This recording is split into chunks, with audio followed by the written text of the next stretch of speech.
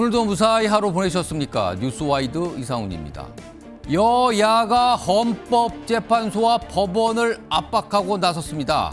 민주당은 윤석열 대통령 탄핵 심판 선고가 이달 13일까지 나와야 한다고 했고요. 국민의힘은 이재명 대표 선거법 최종심을 5월 중에 내리는 것을 검토하라고 했습니다. 각각 속도전을 주문한 겁니다. 그리고 한동훈 전 국민의힘 대표가 윤석열 대통령에 대해 미안하게 생각한다고 했습니다. 또 광장에 나온 분들에게 미안하고 고맙다고도 했습니다. 여당 강성 지지층의 호소에서 지지를 구하는 발언으로 보입니다. 이런 이슈들과 함께 저는 1분 뒤에 돌아오겠습니다.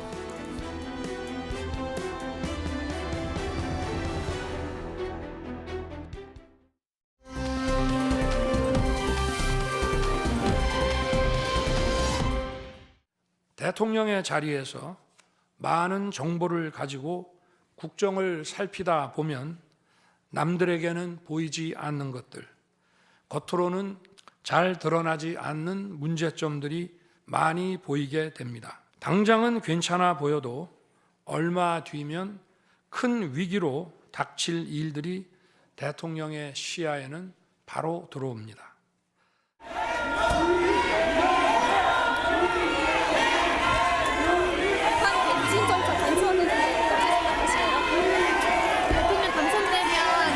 중단될 거라는 입장 여전하십니까? 21일 예정된 기자도 중단 조기대선 시작되면 요즘 정치인분들을 좀 만나 뵈면요. 여당에 속하신 정치인들은 민주당의 이재명 대표 재판, 그중에서도 선거법 위반 혐의 재판 2심 그리고 대법원 뭐 이게 언제 나오냐, 파장이 뭐냐 이 얘기를 집중을 하고요.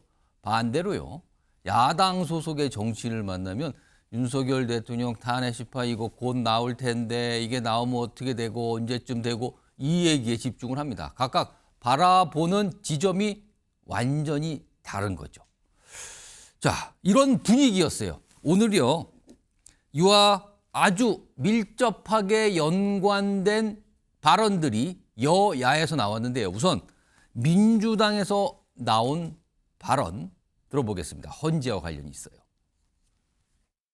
헌법재판소가 3월 13일 이전에 파면 결정을 내리면 4월 2일로 예정된 올해 상반기 재보궐선거와 5월 조기 대선이 같은 날 치러지게 됩니다. 만약 대선과 재보선이 동시에 치러지면 그에 따라서 절감되는 세금만 367억 원에 달할 것이라고 합니다. 할 수만 있다면 헌재가 3월 13일 이전에 탄핵 결정을 내려주기를 바랍니다.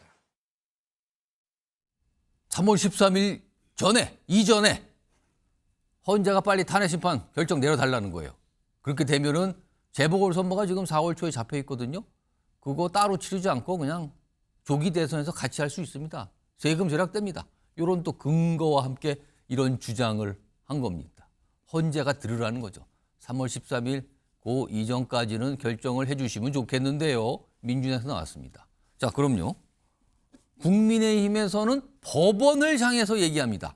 이재명 대표의 재판과 관련돼 있어요. 들어보시죠. 사법부는 이재명 방탄 세력의 궤변에 흔들리지 말고 모든 사람 앞에 공정한 판결을 내릴 것을 촉구합니다. 대법원은 사법부에 대한 국민의 신뢰 회복을 위해 반드시 금년 6월 26일 안에 최종 판결을 내려야 합니다. 2심에서 날린 40여일을 만회하기 위해 5월 중에 최종심 선고를 내리는 방안도 검토하길 바랍니다. 이재명 대표 선거법 관련된 재판, 대법원 최종 판결을 6월 26일까지는, 왜냐하면 3월 26일이 2심 선고 날짜잖아요. 그러니까 3달 뒤까지는 결정해 주세요. 내려야 됩니다. 그리고 뭐 가능하면 5월 중에 검토해 주세요. 이렇게 압박을 합니다. 여야 모두 압박을 한 거죠. 어떤 날짜를 놓고서요.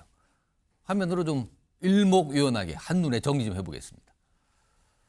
진성준 민주당 정책위 의장과 권성동 국민의 원내대표가 각각 내놓은 거죠. 3월 13일 전에 결정해 주세요. 헌법재판소. 그래야지 뭐 대선, 재보선, 동시 치르면 세금 절약할 수 있거든요. 이 뒷부분은 저 근거를 제시한 거죠. 앞부분에 3월 13일 날짜를 제시했습니다. 권성동 원내대표는 선거법 최종심 6월 26일 안에라는 날짜를 제시합니다. 그리고 5월 중 선거도 검토하면 좋겠네요. 이렇게 얘기를 한 거죠.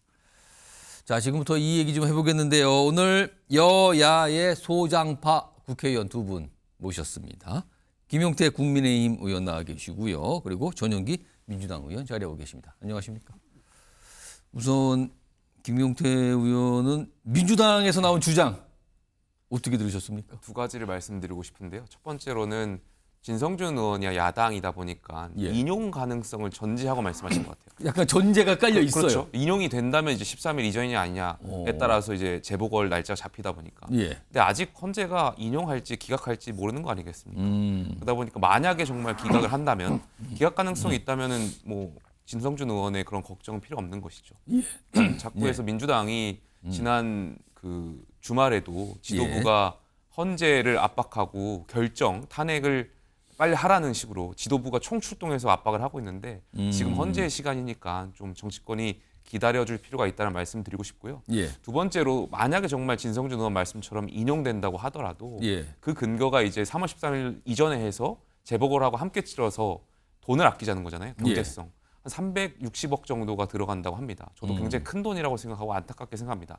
다만 헌재가 빨리 결정해가지고 3월 13일 이전에 판단한다면 예. 사실 그 뒤로 있을 광장의 정치, 분열 이런 것들의 사회적 비용이 예. 그 300억보다 더 많이 들어갈 거라고 생각합니다. 그래서 저는 경제성이 지금 여기 투표에 대한 경제성이 탄핵을 그 심판을 빨리 해야 된다 말아야 된다 그 근거는 좀 적절하지 않다. 지금 상황에서 정치권이 노력해야 되는 것은 경제성보다는 어떻게 하면 국민들이 통합하고 어떻게 하면 헌재 결정에 우리가 승복할 것인지에 대해서 여야가 좀 머리를 맞댈 시간이라고 생각합니다. 그러면은 권성동 원내대표가 한 법원에 대한 압박. 예. 뭐 가능하면 5월 중에 선거 검토했으면 좋겠는데요까지 나왔어요. 이건 예, 어떻게 예. 보세요?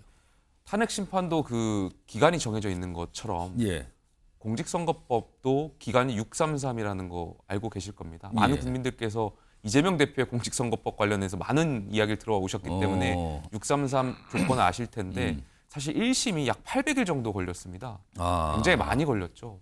그래서 2심과 3심에서만큼은 그 대법원이 정한 규칙을 좀 지켜달라는 말씀에서 말씀하셨던 거라고 생각합니다. 자, 그럼 이번에는 전용기 의원께는요. 국민의힘에서 나온 5월 중 선고 검토하길 그리고 선거법 관련 최종심은 3월 26일에서 3개월 뒤인 6월 26일까지 나와야 된다. 어떻게 보면 법원은 약간 좀 압박한 셈이에요. 이거 어떻게 보세요? 뭐 기승전 이재명 대표를 공격하기 위한 용도다. 그 이상 그 이하도 아니다라고 보는 것이죠. 예. 권성동 원내대표는 지속적으로 법원을 압박하지만 아까 김영태 의원님 말씀해 주신 것은 법원의 시간이거든요. 예. 그리고 이재명 대표의 1심이 오래 걸렸던 이유는 결국에는 검찰이 기소 조치하지 않고 그 사건들을 잡고 있었기 때문에 있었던 일이지 이것이 이재명 대표의 뭐 문제로 몰아갈 수조차도 없는 문제입니다. 그러니까 지금 남은 2심과 3심을 빨리 땡겨달라고 하는 것인데 이재명 대표 없으면 정치 못합니까? 본인들은 지금 그 이 불법 개혁을 막지도 못한 세력으로 규정되어서 아무런 국민 신뢰를 얻지 못하고 있는 상황에서 또 남 탓을 시전하고 있는 것을 보면 참으로 안타깝다는 생각이 저는 먼저 들 정도입니다. 그러면은 민주당에서 나온 윤석열 대통령 탄핵 심판 결정 이거 3월 13일 이전에 좀 끝내달라는 이것도 사실 압박성인데 다시 듣고 보면은 뭐 사실상 압박에 지나지 않는다라고 보긴 좀 어려울 것 같습니다. 왜냐하면 367억이라고 하는 큰 돈을 아끼기 위한 내용으로 말씀을 하신 것이지 예. 헌법재판소 앞에 가서 뭐 국민의힘처럼 이런저런 이야기를 한다던가 예. 실제로 그게 필요하다라고 주장하는 것이 아니고 예. 묶어서 할 수 있는 그 경제성 측면을 말씀드린 것이기 때문에 예. 저는 뭐 약간은 다르다라고 생각을 합니다. 그리고 헌법재판소는 충분히 그 전에 뭐 인용이든 기각이든 판단을 내릴 수 있다고 보는 게 과거에 노무현 전 대통령 같은 경우에도 14일 뒤에 선고를 했고요. 예. 그다음에 박근혜 전 대통령 같은 경우에는 11일 뒤에 했거든요. 아마 13일 정도 되면 그 비슷한 기간이기 때문에 그 충분히 과거 전례로 따져봤을 때 최종 변론 뒤에 11일 또는 14일 뒤니까 13일이면 그 언저리쯤 된다 이 그 말씀인가요? 가능성이 있다고 말씀드리는 것이죠. 어. 사실 뭐 언제 해도 상관없다고 봅니다. 여기에서 예. 어차피 우리가 많이 추측하는 뭐 7일이나 14일이나 어느 때보다 헌재에서 심도 깊은 토론을 한 뒤에 결정을 할 것이기 때문에 언제 해도 큰 문제는 없다. 다만 13일 이전에 했을 경우에는 국민 세금을 아낄 수 있는 지점이 있다라고 말씀을 주신 것 같습니다. 김용태 의원, 특히 이 이재명 대표 선거법 위반 혐의 재판 관련해서 지금 국민의힘에서 이제 2심에 대한 얘기도 많이 하지만 대법원 최종심이 언제 나오는가? 이거는 이른바 만약에 윤석열 대통령 탄핵이 인용됐을 경우에 있게 되는 조기 대선을 가정했을 때 그 조기 대선 날짜와 이 이재명 대표의 대법원 선거법 관련된 대법원 최종심 날짜와 아주 굉장히 밀접하게 서로들 얘기를 하고 있거든요. 정치권에서. 국민의힘에서는 내심 5월 중에는 이재명 대표 최종심 나왔으면 하는 이런 바람이 있습니까 지금요? 이재명 대표께서 최근에 방송국하고 인터뷰를 한 내용을 보면 헌법 84조에 대한 논란을 불지피셨잖아요. 그러니까 만약에 정말 대통령이 그런 재판 중이었던 사건들이 계속 재판을 받을 것이냐 말 것이냐 예. 정말 우리 국민들이 상상을 할 필요도 없었던 내용에 대한 논란들을 불지피셨고 이재명 대표는 뭐 만약에 당선자 대통령 되면 중단된다. 그게 이게 또 다수설이다 이렇게 다수설은 얘기를 했죠. 아님에도 불구하고 이제 다수설이라고 또 여론을 만드시는데 그 자체가 사실 많은 국민들께 정말 어처구니가 없는 상황인 거고 대통령직이 방탄조끼는 아닙니다. 그러니까 대통령직의 어떤 혐의를 개인의 혐의를 막기 위한 그런 어떤 소추를 없애는 것이 방탄조끼가 아니라는 것을 이재명 대표도 아셔야 될 것 같고 만에 안에 정말 인용이 돼서 조기 대선이 있게 된다면 유권자의 알 권리하고도 굉장히 밀접하다고 생각됩니다. 많은 국민들이 제1야당의 유력한 대선 주자라고 꼽히는 분의 그러한 공직선거법 대법원 확정 판결이라든지 이런 것들은 선거에 매우 큰 영향을 미칠 거기 때문에 예. 법원도 여기에 대한 판단이 있을 거라고 생각합니다. 전용기 의원께서는 어떻게 보셨어요? 지금 5월에 당겨서 놔야 된다는 주장까지 오늘 다시 곁들여졌어요 지금요. 그게 더 그걸 검토해달라 법원이. 저희 뭐 큰 의미 없다고 봅니다. 사실상 조기 대선이 열린다면 그 전에 이루어지기 때문에 본인들도 이 문제가 사실상 결론이 나지 않을 것을 알면서도 남을 위한 비판을 하고 있다라고 저희는 보고 있는 것이거든요. 사실 뭐 이재명 대표 때문에 상상도 못할 일이 지금 대한민국 앞에 펼쳐져 있다라고 하는데 네. 검사 출신의 대통령 한 명 잘못 뽑아놨더니 지금 엄청난 국정 혼란을 초래하고 있지 않습니까? 그것부터 좀 되돌아봐야 된다라고 말씀드리고 싶고 대통령이라는 직이 방탄조끼는 아니다라고 하셨는데 관제에 숨어가지고 방탄조끼를 자행했고 그로 인해서 굉장히 많은 사람들이 구속에 당해 있는 이런 상황이기 때문에 그 부분부터 바로 잡아야 된다고 보는 것이지 지금 이재명 대표 아직 후보도 되지 않았고 조기 대선이 열릴지도 안 열릴지도 모르는데 여당의 대표라는 사람이 지속적으로 나와서 하는 얘기가 이재명 대표 비난밖에 없다면 그것이 오히려 또 국민의힘의 존폐를 흔드는 거리 아니겠습니까? 그래서 지금 뭐 법원에 대해서 여러 가지 이야기를 한다고 한들 크게 동요하지는 않을 것이다. 저희도 그렇게 동요하지는 않는다라는 말씀 드리고 싶습니다. 일단 헌법재판소, 그러니까 윤석열 대통령 탄핵 심판에 대해서 지금 계속 뭔가 평의를 열어서 논의 중인 걸로 알려지잖아요. 헌법재판소가 이달 17일까지는 별다른 변론 일정을 잡지 않은 상태라 그래요. 그래서 17일 전에 뭔가 선고를 하려는가 보다라는 추정이 나오고 있거든요. 그런데 뭔가 생각을 해보면 변수 하나가 지금 있어요. 바로 한덕수 국무총리 탄핵 소추에 대한 탄핵 심판에 대한 어떤 선고거든요. 이건 지금 진행 중이었어요. 그동안요. 정리 좀 해보겠습니다.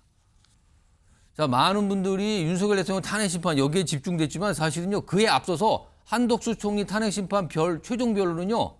윤석열 대통령 탄핵 심판 최종 변론보다 먼저 끝났어요. 지난달 19일. 그리고 지난달 25일이 윤 대통령 탄핵 심판. 그럼 먼저 끝난 거잖아요. 그럼 순서상으로 보면 먼저 선고가 된다라고 보는 게 상식적입니다. 변론 절차 종료 시점이 먼저 앞섰거든요. 그리고 지금 권한대행의 권한대행 체제가 불안하다는 얘기 나오잖아요. 그런 걸 감안했을 때 정치적으로 뭔가 빨리 이거를 판단해야 된다. 이런 또 어떤 의미 부여까지 되고 있는 상황이에요. 그래서 윤석열 대통령 탄핵 심판 선고보다 한덕수 총리 탄핵 심판 선고가 먼저 날 가능성이 있다는 겁니다. 그래서 지금 이번 주에라도 나올 수 있는 거 아니냐. 그렇게 되면은 아무래도 윤 대통령 탄핵 심판 선고는 조금 미뤄지거나 더 뒤로 갈 수도 있다는 얘기가 나오는 상황이에요. 일단 이 날짜상으로 상황은 이렇습니다. 여기에다가 하나가 더해질 수가 있다는 거죠. 다음 보겠습니다. 바로 이겁니다. 만약에 한덕수 총리 탄핵 심판에서 기각 또는 각하가 나옵니다. 그럼 받아들이지 않은 거예요. 그럼 직무 복귀를 하게 되는 겁니다. 총리가. 그런데 한덕수 총리가 직무 정지된 상태에서 지금 최상목 권한대행이 헌법재판관 2명을 임명해서 지금 8인 체제로 헌법재판 탄핵 심판이 진행 중이었던 거잖아요. 그러면 복귀가 되면은 어떻게 되냐는 거죠. 권한대행이 임명한 이 재판관은 아마도 윤석열 대통령 측에서 이 임명권에 대해서 문제를 삼을 수 있다는 거죠. 또 그렇다면 이게 헌법재판 탄핵 심판 절차가 또 더 길어지고 또 판단해야 되고 이렇게 가는 거 아니냐는 얘기가 나오고 있습니다. 김용태 의원 이거 어떻게 보십니까 이 상황 지금? 한덕수 권한대행에 대한 탄핵 심판 기각이냐 인용이냐는 예. 헌법재판관들이 그냥 판단하면 됩니다. 예. 다만 그것보다 더 중요한 것이 한덕수 권한대행 탄핵 의결 정족수에 대한 판단입니다. 의결 정족수. 그러니까 사실 민주당이 그 2분의 1이라고 해서 의결 정족수를 밀어붙여가지고 통과시켰죠. 한덕수 권한대행의 탄핵 소추안을요. 근데 2015년 헌법재판소 주석서를 보더라도 대통령 권한대행과 그러니까 대통령 권한대행과 국무총리는 그 의결 정족수, 탄핵 의결 정족수가 달라야 된다라고 헌법재판소 주석서에 나와 있습니다. 예. 근데 그 2분의 1이 맞다면 사실 헌재가 먼저 2분의 1이 맞다 의결 정족수 판단해줬으면 됐는데 계속 미루고 있는 거잖아요. 예. 헌법재판관들도 이게 굉장히 중요한 문제라고 하거든요. 예. 근데 만약에 정말 3분의 2가 맞다면 대통령 권한대행은 대통령과 같이 의결 정족수가 3분의 2가 맞다면 예. 문제가 심각해지는 거죠. 말씀하셨던 것처럼 최상목 권한대행이 2명의 재판관을 임명했는데 예. 그 권한이 있냐 유효하냐에 예. 대한 논쟁이 벌어질 수밖에 없는 겁니다. 제가 이 지점을 대정부 질문 때 법무부 차관한테도 질의했었는데 예. 매우 혼란스러운 상황이 있을 수 있다라는 식으로 뉘앙스로 말씀하셨거든요. 그러니까 이거 자체가 뭐 대통령 측이나 뭐 이 변호사가 제기할 문제가 아니고 예. 우리 시스템 사법 시스템 안에서 굉장히 큰 혼란이 있을 수 있고 그동안 최상목 권한대행이 해왔던 결정권들이 재판관 임명뿐만이 아니라 어떤 결정들이 유효한지에 대한 논쟁이 벌어질 수 있기 때문에 예. 헌법재판소가 여기에 대한 판단을 원래 먼저 해줬어야죠. 탄핵 의결 정족수가 2분의 1이냐 3분의 2냐는 예. 굉장히 중요한 문제였다고 저는 생각합니다. 아마도 만약에 각하를 결정을 한다면 그런 부분에 대한 판단을 했겠죠. 근데 기각이라면 일단 소추가 된 건 인정한 상태에서 내용을 보는 거고 아마 이것도 좀 기다려야 되는 판단인데 전용기 의원 이게 또 헌법재판관 임명 2명 임명권까지 이게 파장이 미칠 수 있다 이런 얘기까지 나와요 지금 그러니까 이게. 국민의힘에서는 각하를 염두에 두고 이게 200명이냐 150명이냐 이 논쟁으로 가져갔을 때의 문제를 상정한 것 아니겠습니까? 저희는 가당치도 않은 이야기다라는 말씀을 드리고 싶은 게 그 사람이 국무총리이기 때문에 대통령 권한 대행을 하는 것이지 대통령이 탄핵 소추돼서 직무가 정지됐다고 해서 국무총리가 대통령이 되는 건 아니지 않습니까? 이 간단한 논리를 그 대통령직에 대한 탄핵 3분의 2 인용을 계속적으로 이렇게 만들어내려고 하는 것은 옥죄에 불과하다라고 말씀을 드리고 싶은 거고 저는 헌법재판관들이 훌륭하게 판단을 해주실 거라고 봅니다. 그러나 기각이 됐을 때에는 사실 2명의 헌법재판관을 임명한 권한대행의 그 역할은 인정이 돼야 되는 부분이다. 왜냐하면 대한민국은 결국에는 시스템에 의해서 올라가는 것 아니겠습니까? 총리가 탄핵 소추돼서 총리직이 없어졌는데 예. 그 다음이 권한대행을 받는 것은 헌법과 법률에 명시된 내용에 따라서 임명 절차가 진행된 것이기 때문에 예. 해당 부분도 전혀 논쟁할 필요가 없는 부분이라고 느끼고 있습니다. 기각이냐 각하냐 할 때 또 반응이 나올 거고요. 물론 뭐 인용이 됐다. 그러면은 뭐 그거는 지나가는 내용이지만 이게 또 지금 남아 있다는 거죠. 한덕수 국무총리 탄핵 심판 선고 이게 이번 주에 나올 수 있다는 얘기가 오늘 정치권에서 꽤 아주 짙은 전망으로 있었거든요. 이 내용이었습니다. 이런 가운데요. 이게 어떻게 보면 또 상대 정당을 살짝 흔드는 모습 같죠. 여기도 숫자가 나와요. 숫자가 나오는데 이거 한눈에 좀 비교해 보겠습니다. 이 숫자 이렇게 나왔습니다. 이게 무슨 말입니까? 이재명 대표는 이게 어제 한 얘기고요. 밑에 윤상현 의원은 오늘 한 얘기예요. 시차가 하루 차이가 나는데 이재명 대표는 국민의힘 윤석열 대통령을 배반하기까지 D-85 남았어요. 어제 한 얘기예요. 그럼 오늘 기준으로 하면 D-84가 되네요. 그러자 국민의힘의 윤상현 의원이 받아치듯이 또 얘기를 해요.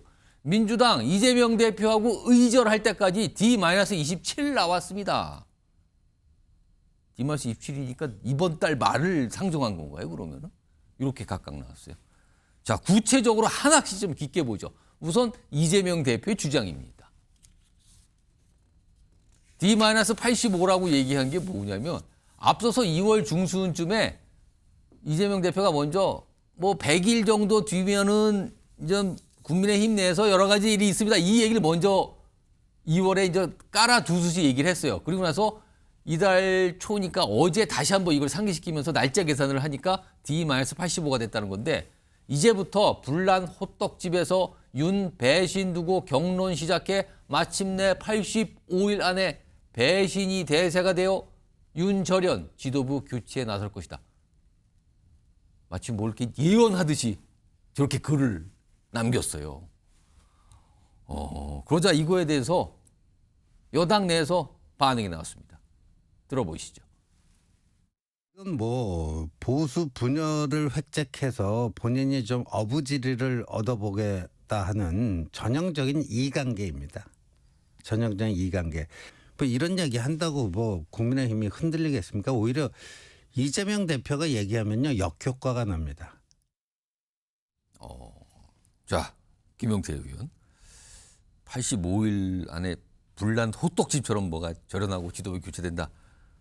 어떻게 생각하십니까? 지금 신지호 전 의원 이거 이관계다 그러는데 이거 어떻게 판단하세요? 신지호 전 의원 말씀하셨던 것처럼 앞으로 어떻게 전국 상황이 펼쳐질지 모르겠습니다만 예. 만에 하나 정말 인용이 됐을 때 혼란스러운 상황에 염두에 두고 이재명 대표가 이제 바둑에서 미리 수를 두는 것처럼 예. 말씀하신 거라고 생각하는데 다만 제가 이제 지도부에 있는데 저희가 박근혜 전 대통령 탄핵도 겪어봤었고 뭔가 이게 핀셋처럼 대통령하고의 관계를 나눌 수가 있는 부분이 아니라고 생각해요. 일단 여당이었고 분명히 윤석열 정부에 대한 책임도 있는 당이고 예. 같이 함께하는 정당이기 때문에 그렇다고 제가 뭐 계엄을 동의하는 건 아닙니다만 또 윤석열 대통령이 민주당의 다수당의 횡포와 맞서 싸웠던 부분도 있고 예. 이게 과거의 상황과는 다르기 때문에 이것을 물론 칼로 무베듯이 뭐 쫙쫙 갈라져서 하는 그런 산술적인 걸로 판단할 수는 없을 것 같고요. 저희가 이제 잘 판단해서 국민 상식에 부합할 수 있는 방향을 만들 수 있도록 하겠습니다. 그러면 박근혜 전 대통령 탄핵 심판 당시하고는 지금 상황은 많이 다르다 이렇게 보십니까? 다르다라고 생각합니다. 그때 당시에는 분열됐고 저희가 분당이 됐었죠. 예. 근데 지금 상황에서 어찌되었든 지도부가 이제 통합이라는 메시지를 띄웠고 많은 다양한 의견들을 한 그릇에 담고 있는 상황인 거고 박 전 대통령에 대한 어떤 탄핵은 그 당시 이제 최순실 씨와 연관된 내용들이었습니다만 윤 대통령과 관련된 것은 어찌되었든 민주당의 어떤 그런 횡포와 본인이 맞서 싸우겠다라는 그런 표현들이 있었고 그렇게 실제로 계엄을 동의할 수는 없습니다만 계엄을 선포한 배경에 대해서 많은 사람들이 또 이해할 수 있는 부분들이 있기 때문에 예. 그때 상황과는 좀 다르다라고 생각합니다. 전영기 의원. 네. 지금 여당에서 이거 이관계다. 이관계입니까? 이거 어떻게 봐야 됩니까 지금? 저는 이관계가 아니라고 생각하고요. 저는 분명히 윤석열 대통령을 국민의힘이 손절할 거라고 봅니다. 왜냐하면 기본적으로 예를 들어서 탄핵이 인용됐을 때에 대한 배신을 이야기하는 것이거든요. 예. 탄핵이 인용된다면 그 다음에 대선에는 새로운 지도자가 본인이 후보로서 나오게 될 거고 그때 가서는 결국에는 국민의힘 대선 후보가 그 윤석열 대통령에게 삼원권을 행사할 것이냐 안 할 것이냐 예. 이게 결국에는 화두로 떠올릴 것이거든요. 그때 당시에 국민들을 설득할 수 있으려면 윤석열 대통령을 사면하지 않을 것이다라고 명확히 얘기를 해주셔야 국민들의 신뢰를 얻을 수 있을 것인데 그럼 잠깐만. 그러면 만약에 조기 대선이 열린다는 가정을 했을 때 그러면은 국민의힘도 조기 대선 후보들 경선도 있어야 되고 후보를 뽑는 과정이 있을 거 아니에요. 그럼 네. 그런 경선 과정에서 후보들이 윤석열 대통령 사면 관련된 질문을 받을 수 있다 이겁니까 지금? 그렇죠. 저희도 질문할 겁니다. 만약에 조기 대선이 열리면 대통령이 되셨을 때 윤석열 대통령 사면할 겁니까? 이 질문을 제일 먼저 할 겁니다. 그렇게 됐을 때는 국민의힘에서 어떻게 얘기하겠습니까? 우리는 사면권에 대해서 논하지 않겠습니다. 그렇게 얘기한다면 사면권 행사할 수 있다 그 말이거든요. 그렇기 때문에 저희는 짚고 넘어갈 것이고 결국에는 만약에 조기 대선이 생긴다고 했을 때는 윤석열 컴백 대선이라고 부를 겁니다. 그렇게 됐을 때에는 국민의힘이 투표 그러니까 대선에서 이기기 위해서 윤석열 대통령을 배신할 것이냐 말 것이냐 이것을 결국에는 결정해야 되는 시간이 올 것이고 그때가 되면 결국에는 탄핵의 강을 건너야 된다라고 하는 세력들이 또 등장할 걸로 보기 때문에 여러 가지를 종합해봤을 때 지금은 추측입니다만 예. 충분히 그 손절의 시간이 오지 않을까 하고 조심스럽게 얘기할 수 있는 부분이죠. 질문이 나올 수 있다는 건데 지금 물론 가정을 해야 됩니다만. 형사 재판이 시작도 제대로 아직 못했는데 사면 얘기하는 것은 예. 너무 그 단정하고 말씀하시는 것 같고요. 좀 그 형사 재판하고 연계해서 지켜봐야 될 지점 좀 많다라고 생각해요. 그래서 그 부분은 좀 적절하지 않은 질문인 것 같습니다. 그러니까 저희도 100% 추측에 의한 것이지 예. 않습니까? 그러니까 윤석열 대통령을 배반할 것이냐 말 것이냐는 결국에는 윤석열 대통령이 계엄을 했고 그것이 만약에 문제가 돼서 적당한 형량을 받는다고 했을 때 그 예. 부분을 동의해 줄 것이냐 구원해 줄 것이냐 아니면은 손절을 칠 것이냐 이 부분까지 갈 수 있기 때문에 저희도 추측의 개념으로 말씀드릴 수 있는 것이죠. 그러니까 이재명 대표가 국민의힘과 관련해서 D-85를 얘기하면서 여당에서는 지금 무슨 말을 하는 겁니까? 지금 이관계 씁니까? 다 보여요 이관계인지 약간 이런 반응이 나왔거든요. 자, 이거에 맞받아치듯 윤상현 의원 아까 D-27을 제시했다고 했죠. 자세히 보겠습니다. 이겁니다. 민주당 이재명 의절 D-27 오늘 기준이에요. 여기는. 그러니까 이달 말까지를 설정한 것 같은데. 이재명 대표 선거법 2심 유죄 판결 거의 확실합니다. 민주당 바로 의절할 것이고 그러면 2심의 유죄가 나오면 바로 의절할 것이고 그 시한은 27일 남았습니다. 의절 시한. 그리고 이재명 대표의 숙청된 비명계 인사들 아마 비명의 난 일으킬 것이다. 아, 여기도 만만치 않게 받아쳤는데 이거 김용태 의원 이거 어떻게 판단하세요? 동의하십니까? 이 판단에? 글쎄요, 저는 만약에 2심이 유죄가 나온다면 예. 오히려 친명들이 더 똘똘 뭉칠 것 같다는 생각이 있습니다. 오히려 친명계가 더. 1심 때도 모 의원께서 움직이면 죽습니다 이런 표현도 하셨지 않습니까? 그런 것들이 지금 친명계에 좀 자극적인 표현들이 많이 나오고 있고 예. 실제로 이제가 유죄가 나온다고 했을 때도 민주당이 대법원 확정 판결 나왔을 때 약 400억의 돈을 토해내야 되는데 반환해야 되죠. 그렇죠. 당이 엄청난 피해를 보게 되는 겁니다. 친명들 입장에서는 어찌됐든 빠르게 선거를 치려고 하는 그러니까 2판 4판 되면 사실 친명계 입장에서는 이재명 대표로 중심을 뭉칠 수밖에 없는 그런 원동력이 더 작용할 것 같다라는 생각이 좀 들고 지금 안타깝게도 민주당 같은 경우는 이재명 대표의 1급 체제가 완성됐기 때문에 예. 비명계가 어떤 이야기를 한다고 하더라도 사실 그렇게 큰 영향력은 없어 보입니다. 실제로 지난 공천에서 총선 공천에서 비명 행사라는 공천 예. 저희 비판을 많이 하지 않았습니까? 그런 목소리 내시는 분들에 대한 공천 학살이 있었고 사실 지금 원내에 들어가 계신 분들은 거의 다 친명계 의원이기 때문에 예. 아마 이런 2심 유죄 판결이 나온다고 하더라도 친명계 중심을 더 똘똘 뭉치지 않을까 개인적으로 그런 판단이 있습니다. 그러니까 비명의 난 이거 쉽지 않은데요. 세력 자체가 없는데 이겁니까? 전용기 의원께서 보시기에는 만약에 이것도 가정을 해놨어요. 여기다 2심에서 뭐 유죄가 다시 나오고 그러면 의절 D-27이다. 네. 이거 어떻게 보십니까? 지금 말씀드리는 부분들이 전부 다 가정에 의한 것이죠. 그러나 저희는 기본적으로 유죄가 나올 가능성은 현저하게 낮다라고 보고 있고요. 무죄가 나올 수 있는 가능성이 훨씬 높다라는 말씀 예. 드리겠습니다. 그렇기 때문에 의절할 것이다라고 하는 추측은 조금 과도할 수 있는 부분으로 보입니다. 심지어 만약에 유죄가 나온다고 하더라도 민주당에서 리더십을 충분히 증명받았던 이재명 대표이기 때문에 예. 그 리더십이 흔들 거라고 보지 않는 것이고 3심까지는 무죄 추정의 원칙 아니겠습니까? 그래서 3심을 보자라는 의견도 있을 겁니다.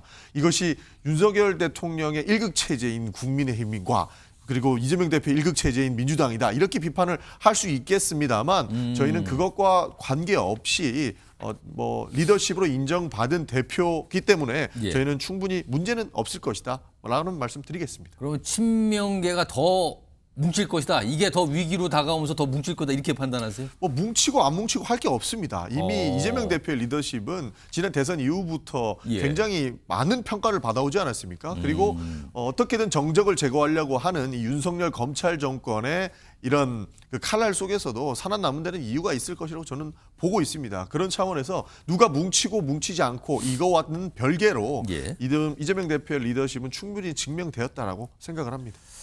알겠습니다. 지금 각각 여야에서 각각 상대 정당을 향해서 그리고 상대 인물을 향해서 어떤 얘기들 꺼내는 걸 좀 다뤄봤고요. 다음 이슈 넘어갑니다. 키워드 준비되어 있습니다. 릴레이 기자회견입니다. 지금 헌재 앞에서 계속 릴레이 기자회견이 아침부터 저녁까지, 그러니까는 해 지기 전까지 오늘 내일 계속 열린다 그래요. 일단 어떤 모습인지 영상으로 확인해 보겠습니다. 별도해 주시고요. 우리는 올바른 목소리가 헌법재판소 재판관들에게 들릴 수 있기를 바랍니다. 거짓과 선동으로 얼룩진 사기 탄핵을 각하라! 각하라! 각하라! 각하라! 이 많은 대학생들 그리고 애국 시민들은 자유민주주의와 법치를 수호하고자 한 목소리로 탄핵 반대를 외치고 있습니다.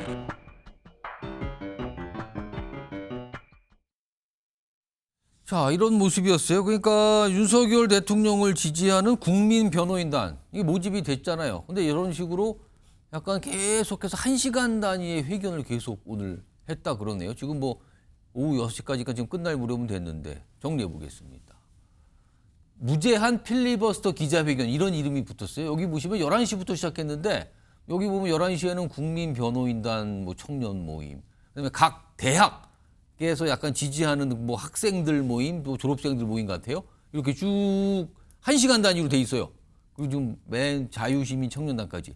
근데 오늘만 그러는 게 아니라 내일도 저렇게 계속 한다 그러죠. 앞으로 매일.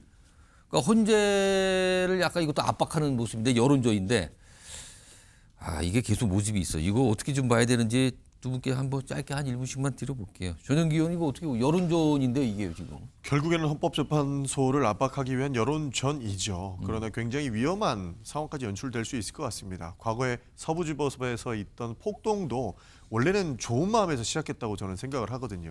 그러나 어떠한 결과를 내렸을 때 본인들이 뭐 충분히 국민 저항권이다 이런 말도 안 되는 이야기를 가지고 오면서까지 예. 위기의 상황으로 몰아갔기 때문에 해당 부분도 처음에는 좋게 생각했을 수 있겠습니다만 이것이 마치 폭력으로 번진다거나 했을 때에는 또 다른 문제를 낳을 수 있기 때문에 굉장히 좀 안타깝다는 생각이 듭니다. 김용태 의원 지금 저기 오늘 하루 종일 그러니까 이게 릴레이 기자회견을 한 주로 보니까 이제 청년들이거든요. 물론 저 청년들 중에서는 탄핵에 찬성해서 또 이 탄핵 찬성 집회에 나가는 청년들도 많이 있어요. 근데 또 탄핵 반대 집회에 나가는 청년도 꽤 됩니다. 그리고 저런 모습도 있습니다. 청년들의 저 생각은 뭘까요 지금? 저거 어떻게 좀 봐야 됩니까? 이게 과거에는 보지 못했던 현상이라고들 다들 분석하고 있어요 지금. 예. 저는 개인적으로 생각했을 때 공정하고 연계해서 많이 생각하는 것 같습니다. 그러니까 저 청년들도 분명히 계엄을 동의하진 않을 거라고 생각이 돼요. 예. 다만 그 조금 전에 말씀드렸던 것처럼 대통령이 계엄을 선포하게 된 배경, 합의제 관행이 있었던 국회에서 합의제 관행이 깨지고 다수당의 힘으로 계속 법안을 밀어붙이고 예. 예산안을 삭감하고 이런 게 과연 공정한 것인가? 그리고 헌법재판이 진행되는데 예. 대통령에 대한 탄핵 심판도 굉장히 중요하겠습니다만 조금 전에 말씀드렸던 것처럼 한덕수 권한대행에 대한 탄핵 의결 정족수를 판단하는 것도 매우 중요한 사안이었습니다. 예. 이걸 계속 미루는 것을 보고 2030 세대들이 과연 헌법재판소가 절차가 공정한가 여기에 대한 어떤 불만과 분노가 차였었던 것 같고요. 저런 행위들을 한다고 해서 저는 헌재 결과에 영향을 미친다라고 생각하지는 않습니다. 다만 여론이라든지 일반 2030에 대한 여론에는 어느 정도 영향을 미칠 수 있다 개인적으로 생각합니다. 저는 해당 부분이 굉장히 그냥 정치 논리에 불과하다는 말씀밖에 드릴 수가 없는 것 같습니다. 여기에서 저 2030들이 얘기하는 공정을 말씀하시는데 예. 예상 삭감이 불공정입니까? 이것은 법에서 정해놓은 테두리 안에서 있었던 행위인 것입니다. 그게 불공정과 무슨 관련이 있죠? 그러면 대통령이 계엄했던 게 공정합니까? 대통령이 계엄했던 게 공정해서 저 친구들이 저기 나가서 지금 시위하고 있는 건 아니지 않습니까? 그래서 공정과 불공정의 개념으로 놓고 저 사람들이 훌륭한 역할을 하고 있다라고 보기에는 참 어려운 지점이 있는 것 같고, 오로지 정치 논리에 빠져서 저런 행동을 하고 있는 것이고, 거기에서 헌법재판소가 지금 그 장을 예. 깔아준 것처럼 보이게 하는 부분이 저는 더 문제라고 생각을 합니다. 혹시 반론하실 거 있습니까? 그동안 민주당이 보여줬던 게 상임위 날치기였지 않습니까? 그러니까 저는 민주당이 오히려 대통령 거부권을 유도했다라고 생각이 들거든요. 그러니까 사실 패스트 트랙을 태울 수 있는 제도가 있습니다. 국회의사법에 따라서. 민주당이 정말 민생과 관련해서 중요한 법안들이 있었더라면 패스트 트랙을 태워서 그것조차도 만약에 거부하면 대통령에 대한 비판과 비난이 더 커질 수 있겠죠. 다만 민주당이 특검, 방송사법 이런 것들을 계속해서 상임위 날치기, 본인들이 상임위원장을 갖고 있는 그 상임위에서 날치기 통과시켜서 계속 밀어붙였거든요. 그러니까 2030들이 봤을 때 과연 국회 합의제 관행을 깨고 이런 것들이 공정한 거 아닌가. 아까 예산 말씀도 하셨는데 예산도 당연히 예산 삭감은 국회 권한입니다. 예. 다만 우리가 한 번도 이번 저희 정부 이래로 이렇게 일방적으로 야당이 삭감한 것은 처음인 거 아니겠습니까?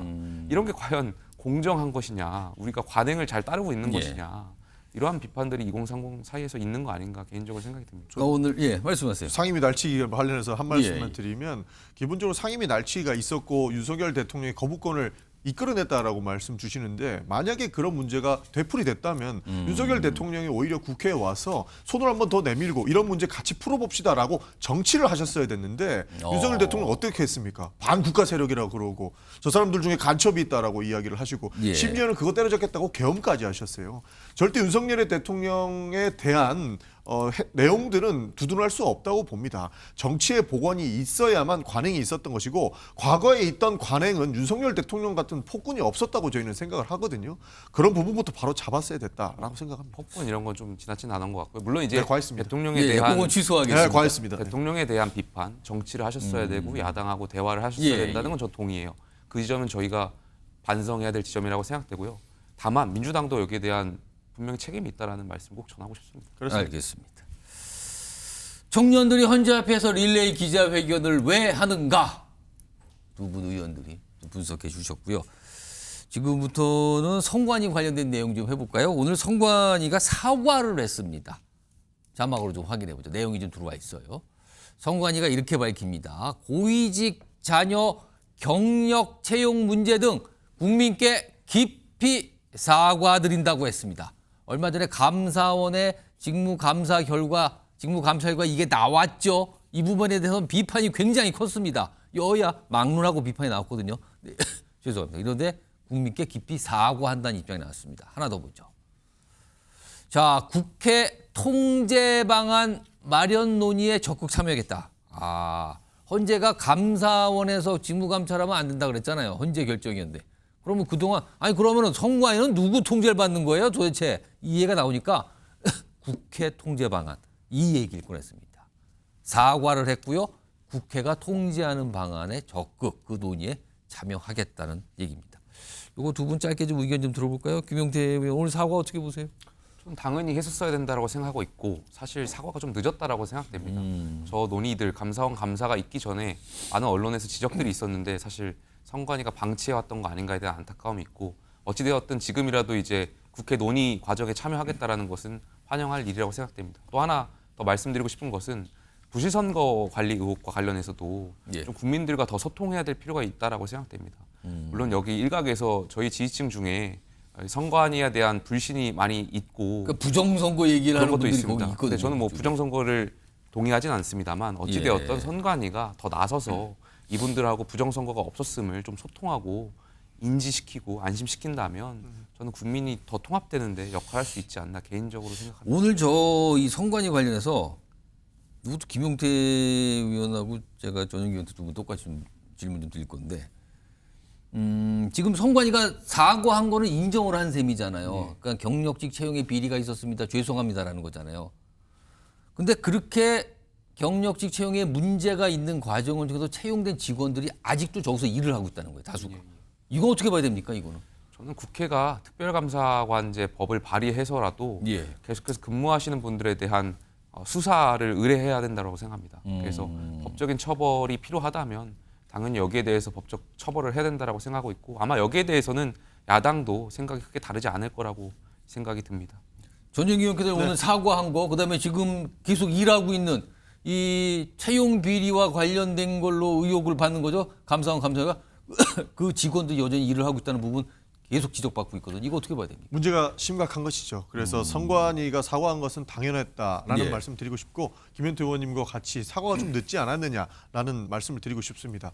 더욱이 가족 채용이 관행이었다라고 하는 예. 이런 궤변을 내려놓으면서 본인의 정당성을 이야기하는 측면들이 보였었거든요. 그런 전통이라는 표현이 거기 붙었죠. 그렇습니다. 굉장히 잘못된 행동인 것이죠. 그래서 국회에 통제 방안을 따르겠다고 하는 것은 기본적으로 이번에 헌법재판소에서 독립기관에 대한 감사원의 감사가 위법하다라고 판결을 했기 때문에 예. 국회에서 여러 가지 방안을 통해서 특별법이라든지 그 조사와 특별감사관이라든지 법안을 새롭게 만들 수 있는 부분들을 통해서 예. 감사원에서 선관위에서 이렇게 부정하게 문제를 일으키는 부분들은 바로 잡아야 된다라고 생각을 합니다.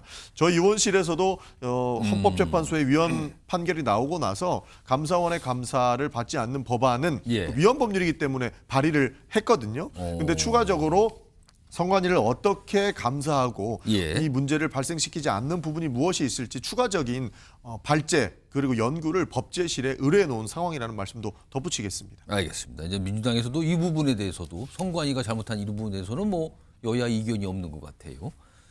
이런 가운데 오늘 국민의힘에서 선거제도를 바꿉시다.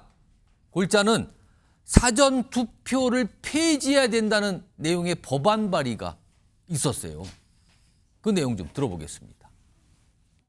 이번 기회에 사전투표제를 없애고 사전투표가 생긴 이유가 투표율을 높이고자 한 것이었는데 본투표를 금토일 3일로 늘리면서 투표율 제고도 할 수 있다고 생각합니다. 그리고 근본적으로는 지금 사전투표로 인한 여러 국민적 의혹들과 제도에서 드러난 여러 문제점들을 보완할 수 있다고 생각합니다. 그러니까 사전 투표를 폐지하고 원래 우리나라 투표는 수요일에 열리잖아요.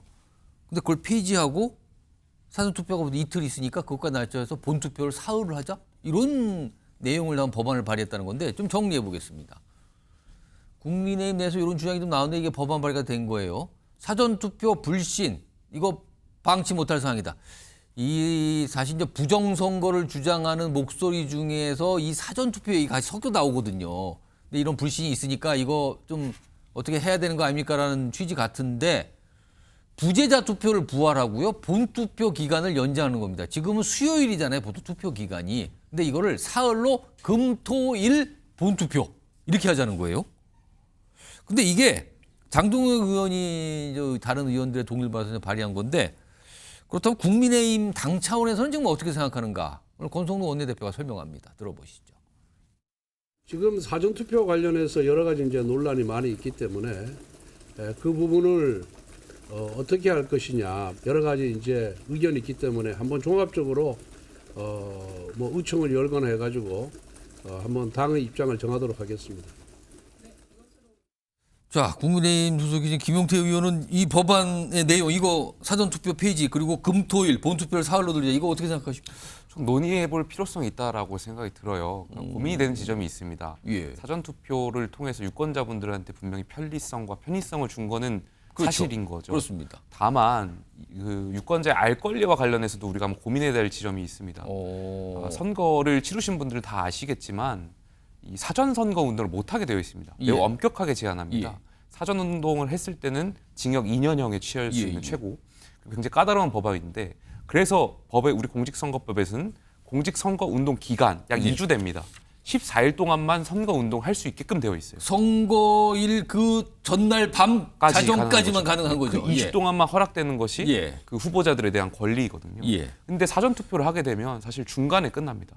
그러니까 14일 동안의 선거 운동 기간을 부여받았는데 사전 선거를 하고 나면 사실 그 뒤에도 이슈들이 굉장히 많고 예. 검증해야 되고 토론도 있고 한데 유권자분들은 이미 벌써 투표 끝났다. 투표를 상당 부분이 했는데 그 뒤 며칠 사이에 본투표까지 그 기간이 있으니까 그 사이에 무슨 일들이 있을 생긴다는 수 거죠. 있다는 거죠. 예. 그러다 보니까 이게 후보자들한테도 어떤 선거 운동에 대한 부분에서 권한이 침해가 되는 부분이 있고 예. 국민들 유권자들도 알 권리 측면에서 침해되는 부분이 있기 때문에 사실 뭐 이게 부정선거 부실선거 논란하고 별도로 저희가 한번 고민해야 될 지점이 있다라고 생각이 들어요. 그래서 큰 차원에서 저희 당도 또 민주당도 한번 같이 고민을 해주셨으면 좋겠습니다.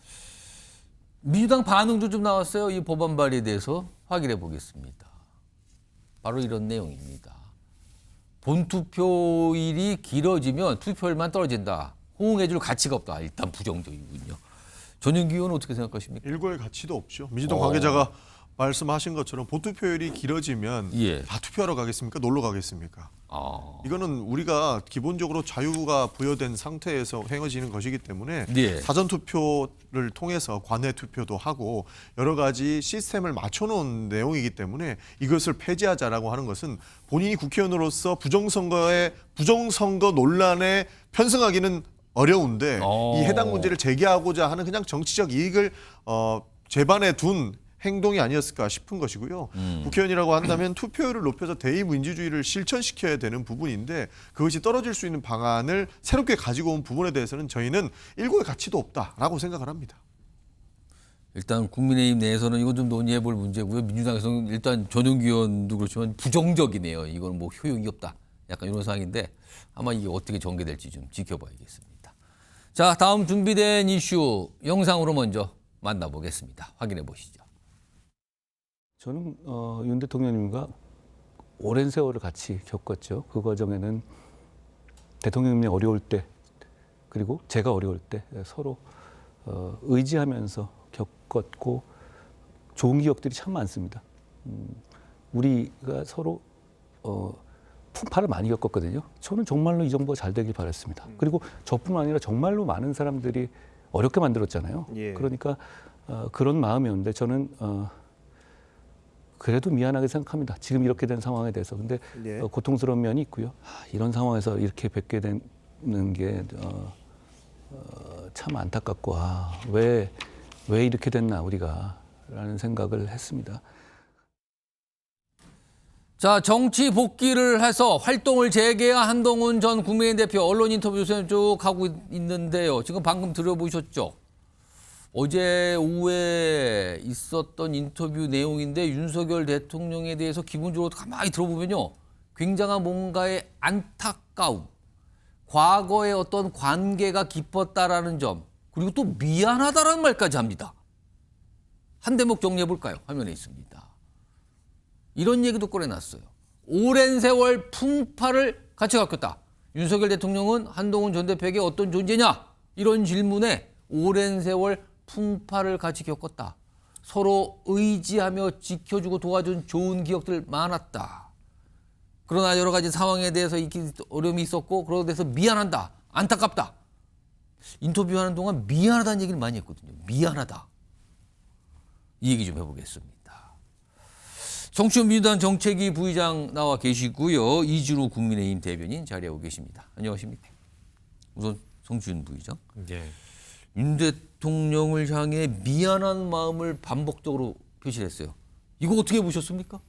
뭐 20년 넘는 사이였으니까 그거에 대한 뭐 인간적 미안함은 당연히 있었겠죠. 그런 거에 대해서 아무래도 지금 강성 보수 지지층에서는 한동훈 전 대표에 대한 비판이 높다 보니까 그런 것들을 좀 풀어보기 위한 시도로 보여지는데요. 그럼 저 발언이 어느 정도 좀 뭐랄까 이런 표현이 맞는지 모르겠어요. 뭔가 좀 미리 생각을 해두고 나온 표현으로 보십니까? 그럼요. 지금 언론 인터뷰나 자서전 내는 내용들이나 다 어떻게 보면 전략적 고민 하에 나오는 내용들이겠죠. 근데 한동훈 대표의 말을 보면 인간적으로 미안하지만 어쩔 수 없었다가 결론입니다. 그러니까 비상계엄에 대해서 지금 국민의힘 일부에서는 비상계엄 뭐 민주당 탓이다 뭐 어쩔 수 없었다 뭐 이렇게 얘기하는 분들도 있지만 한동훈 대표는 시종일관 계속해서 이번에도 복귀한 이후에도 비상계엄은 잘못된 것이다라고 명확히 얘기를 하고 있습니다. 다만 본인이 그 비상계엄을 잘못됐다고 지적하는 과정에서 뭐 사실상의 뭐 내란 자백이다 뭐 이런 발언들은 좀 부적절했으나 결국 비상계엄이 잘못됐다고 지적하고 탄핵에 찬성했다는 거에 대해서는 거의 후회가 없다라는 식으로 얘기를 하고 있기 때문에 예. 저 정도의 미안한 감정 표시로 과연 지금 등을 돌린 아니면 화가 나 있는 그 강성 보수 지지층의 마음을 얻을 수 있을까? 저는 그렇게 보지는 않습니다. 뭔가 생각을 하고 온 것 같지만 저 정도 가지고 뭔가 그렇죠. 변화가 생기기는 네. 어렵지 않은 게 이런 판단이신데 네. 인터뷰에서 이런 얘기도 했어요. 윤석열 대통령에 관한 얘기에 더해서 윤석열 대통령을 지지하면서 탄핵 반대를 외치면서 광장에 나온 분들, 이분들과 관련된 얘기도 꺼내놓습니다. 들어보시죠. 대한민국과 보수와 국민의힘이 망할 거라고 생각했습니다. 그걸 피하기 위해서 결단을 한 거였는데 그럼에도 불구하고 왜 저렇게 마음 아파하시는지를 제가 잘 이해합니다. 그런 점에서 미안하게 생각한다는 말씀 드리고 싶어요. 이 광장에 나온 분들에 대해서 대단히 미안하고 고맙다는 말씀을 드리고 싶어요. 다 선의로 자기 시간 내서 나오시는 거잖아요. 이재명이라는 대한민국에서 가장 위험한 사람이 나라를 망치는 걸 막아야 되겠다라는 애국심, 그런 마음이라고 생각합니다. 근데 그건 제가 가지고 있는 큰 마음하고도 정확하게 일치하거든요. 자, 이준우 대변인 본인의 마음 얘기, 광장에 나온 분들의 마음 얘기, 뭐 마음 얘기 많이 하면서 광장에 나온 분들에게도 미안하고 고맙다. 미안하면서 고맙다 그랬어요. 그러면서 광장에 나온 분들과 본인과의 공통점이 있다. 이재명을 막아야 한다는 마음은 같다. 뭔가 교집합을 강조한 것 같거든요. 이거 어떻게 보십니까? 공통점도 이제 그렇게 볼 수 있지만 차이점도 있죠. 근데 차이점 얘기하지 않았습니다. 일단 광장에 나오신 분들에게 사과하는 모습, 이런 모습을 보이는 이유는 아무래도 현재 지금 대통령에 대한 지지율, 국민의힘에 대한 지지율, 이 지지율이 상당히 광장으로 나옴으로 인해서 점점 유지가 되고 있고 점점 올라가고 있는 이런 모습이 보인단 말이에요. 그게 곧 무슨 말이냐. 한동훈 대표는 각종 여론조사에서 지금 한 자릿수입니다. 거의 4위, 5위, 그러니까 5%, 6, 7% 여기서 왔다 갔다 하고 있으면서 못 벗어나고 있는데 그렇습니다.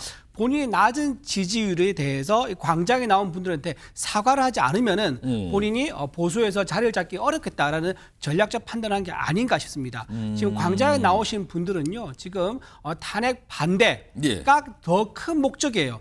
이재명 대표가 대통령이 되면 안 된다라는 목적도 있지만 그건 두 번째 목적이고요. 사실 가장 큰 목적은 지금 현재 추진되고 있는 불법 위법 위헌인 탄핵이 인정돼서는 안 된다. 이게 가장 큰 목적이거든요. 그런데 그 가장 큰 목적, 광장에 나오신 분들의 가장 큰 목적에 대해서는 한동훈 대표가 언급을 안 합니다. 두 번째 이유만 얘기를 하는 거죠. 두 번째 이유. 그렇죠. 그건 굉장히 전략적인 거고 현재 본인 낮은 지지율을 어떻게 좀 극복하기 위해서 전략적으로 저런 발언을 한 게 아닌가 생각이 좀 들고요. 본인이 당 대표 시절에 특징이 있습니다. 당 대표 시절에 이재명 대표와 같은 목소리를 냈다는 특징이 있었어요. 그것 때문에 당 지지율이 상당히 많이 추락했습니다. 본인 전당대회 때 당 지지율 올리겠다 공약했지만 결국은 거꾸로 갔죠.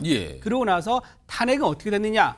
탄핵은 민주당에서 사실은 추진할 때 국민의힘에서 이탈하지 않으면 탄핵이 안 되죠. 근데 탄핵 이탈표가 나오는 결정적 역할을 누가 했습니까? 한동훈 대표가 했지 않습니까? 그러다 보니까 광장에 나오신 분들에게 이재명 대표밖에 언급을 못하는 거죠.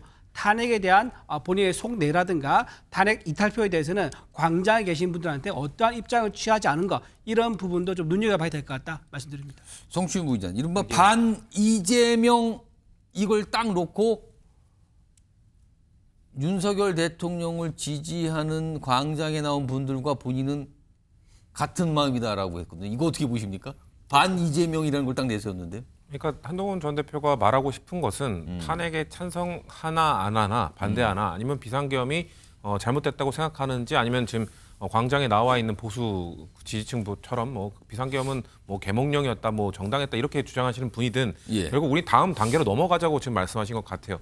결국 이 민주당을 이기기 위해서, 이재명 대표를 이기기 위해서는 우리가 뭉쳐야 되는 것 아닙니까라고 지금 주장을 하고 있는 건데, 근데 보수의 지금 갈등이나 이런 대립이 과연 이걸 넘어서서 바로 이재명 대표와 대립할 사람, 이재명 대표를 이기기 위해 뭉치자, 이 말이 통할 수 있을까? 저는 의구심이 있거든요. 그게 지금 저렇게 뭔가 생각해서 그렇게 이재명 대표, 반 이재명이라는 어떤 화두를 던졌지만 그게 과연 이른바 윤석열 대통령을 지지하는 강성 보수층에게 통할까? 이건 의심스럽다는 겁니다. 그렇죠. 이게 통합하기가 어려워 보인다는 겁니다. 왜냐하면 한동훈 전 대표가 사실 복귀하고 지금 이 자서전을 내기 전부터 친윤 윤상현 의원 같은 경우는 지금 대통령의 시간인데 왜 나오냐 이런 식으로 엄청난 견제를 하지 않았습니까? 그런 걸로 봤을 때 그리고 전 그런 민주당 입장에서는 그렇습니다. 뭐 탄핵을 반대하는 분들 그런 걸 떠나서 탄핵을 소추안을 통과시키는데 한동훈 전 대표가 큰 역할을 했지만 그 이전으로 돌아가면 비상계엄을 해제시키는데도 한동훈 전 대표가 큰 역할을 했죠. 친한계 의원들이 해제 투표를 같이 했기 그렇습니다. 때문에 예. 그렇기 때문에 한동훈 전 대표는 그걸 주장하고 싶을 겁니다. 아마 비상계엄 잘못되었던 것이고 그거를 막는데 내가 나섰었다. 내가 친한계 의원들과 함께 국회로 가서 그걸 해제시키지 않았느냐. 이게 만약에 탄핵 심판이 이 민주당이 생각하는 대로 조기 대선으로 흐르게 된다면 인용돼서 흐르게 된다면 그거에 대한 평가를 아마 저는 다시 받게 될 거라고 봅니다. 그렇기 때문에 그렇게 그 계엄 해제에 나섰던 한동훈 계와 그리고 뭔가 지금 강성 보수층 결집해 있는 이 친윤계가 뭉친다면 민주당 입장에서는 무서운 상대가 되겠죠. 근데 지금의 갈등의 양상으로 봤을 때는 과연 합쳐질 수 있을까? 왜냐하면 비상계엄에 대해서 여전히 한쪽은 계몽령이라고 하고 있고 한쪽은 잘못됐다고 주장을 계속하고 있기 때문에 합치기는 어렵지 않을까 그렇게 봅니다. 이런 상황, 그러니까 한동훈 전 대표가 윤석열 대통령에게 미안하다. 그리고 광장에 나온 분들에게 또 미안하다. 이런 얘기를 했잖아요. 최근에 이제 보수의 전사라는 별칭이 붙었어요. 전환기 씨. 한동훈 전 대표의 저 얘기를 좀 평가를 좀 했습니다. 들어보시죠. 윤석열 대통령 구치소 갇혀 있게 된 원인 중에 하나가 사실은 한동훈을 비롯한 그 친한계가 찬성했기 때문이라고 국민들이 생각하고 있고 그건 팩트예요. 그래서 한동훈 대표도 마찬가지로 전 대표도 지금 이제 반성을 하잖아요. 원래 저도 그렇고 인간은 누구나 다 실수를 해요. 그죠? 실수하니까 이거에 대해서 중요한 거는 반성하고 잘못했다라고 용서 구하면 저는 이제나요 가능하다고 보거든요. 한동훈 대표가 저는 그나마 감사하다는 생각이 들었어요. 이재명 지지하지 않고 다시 돌아오는구나 생각이 들어가지고. 이준우 대표님, 지금 전환길 씨는 굉장히 긍정적, 보수의 전사람 별칭이 붙은 전환길 씨 굉장히 긍정적 평가했는데 조금 강성 지지층과의 관계 회복이 가능하다고 볼 수 있을까요? 지금 좀 전에 방송 들어오기 전에 전환길 씨가 아까 아침에 저 아침 방송이 맞더라고요. 아침에 한 얘기요. 저 입장에 대해서 다시 본인이 자기 입장을 냈어요. 뭡니까? 냈는데 저는 일관되게 한동훈 대표에 대해 비판적 입장이다. 부모가 살아 계시는데 제사상 차리는 게 말이 되느냐라는 그 입장이 지금도 그대로다라고 한 거예요. 그럼 아침하고 좀 다른데 아침에는 인간은 누구나 실수합니다. 사과 밤직한데 약간 이 정도였는데 약간 좀 달라진 건가요? 근데 아까 말한 맞지 그 부분이 이제 제일 포인트 같은데 이재명한테 넘어가지 않은 거, 이재명 대표를 지지한다거나 그게 다행이라는 식으로 민주당에 넘어가지 않은 거 이게 다행이다라는 거지. 우리 그 국민의힘 우파에서는 뭐 한동훈 대표가 뭐 좀 잘하고 있다 뭐 이런 의미는 아니다라고 본인이 오해하지 말라라고 방금 글을 올렸습니다.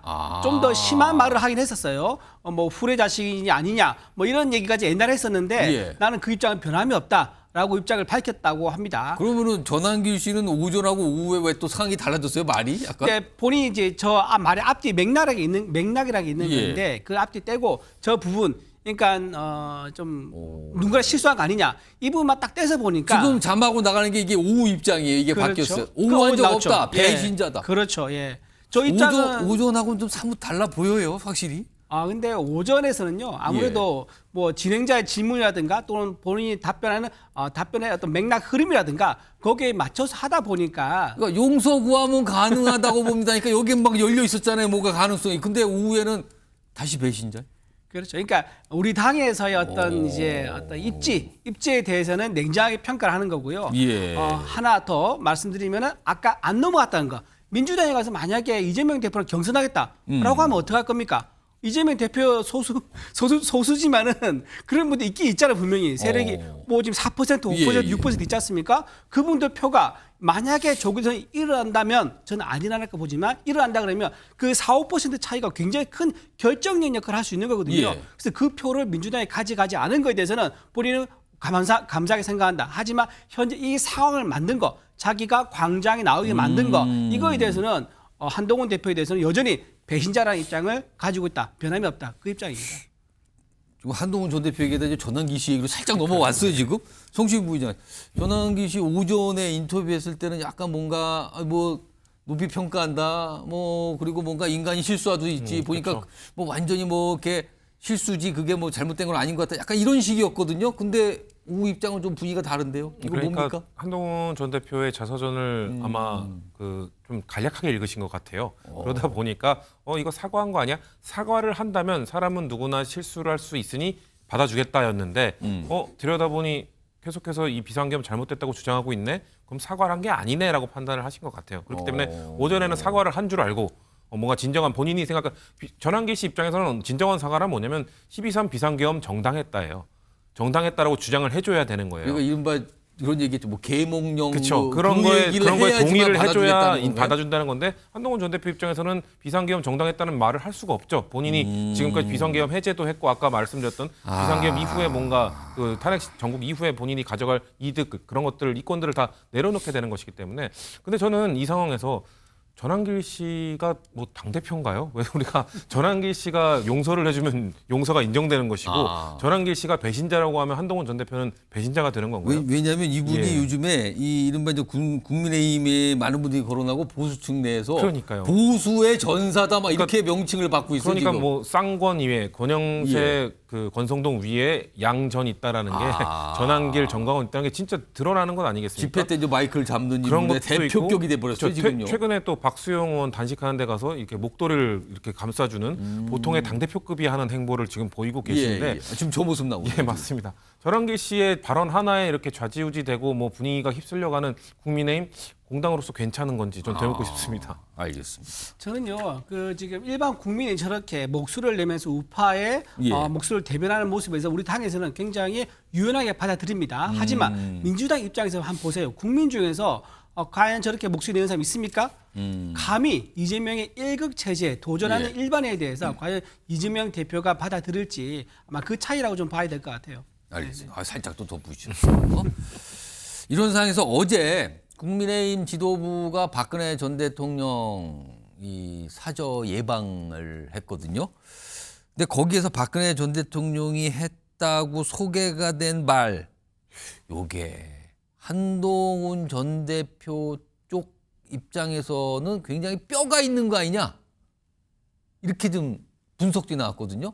자, 그러면 어제 그 얘기, 박근혜 전 대통령의 메시지, 그리고 이에 대한 한동훈 전 대표 측의 반응 연속해서 들어보겠습니다.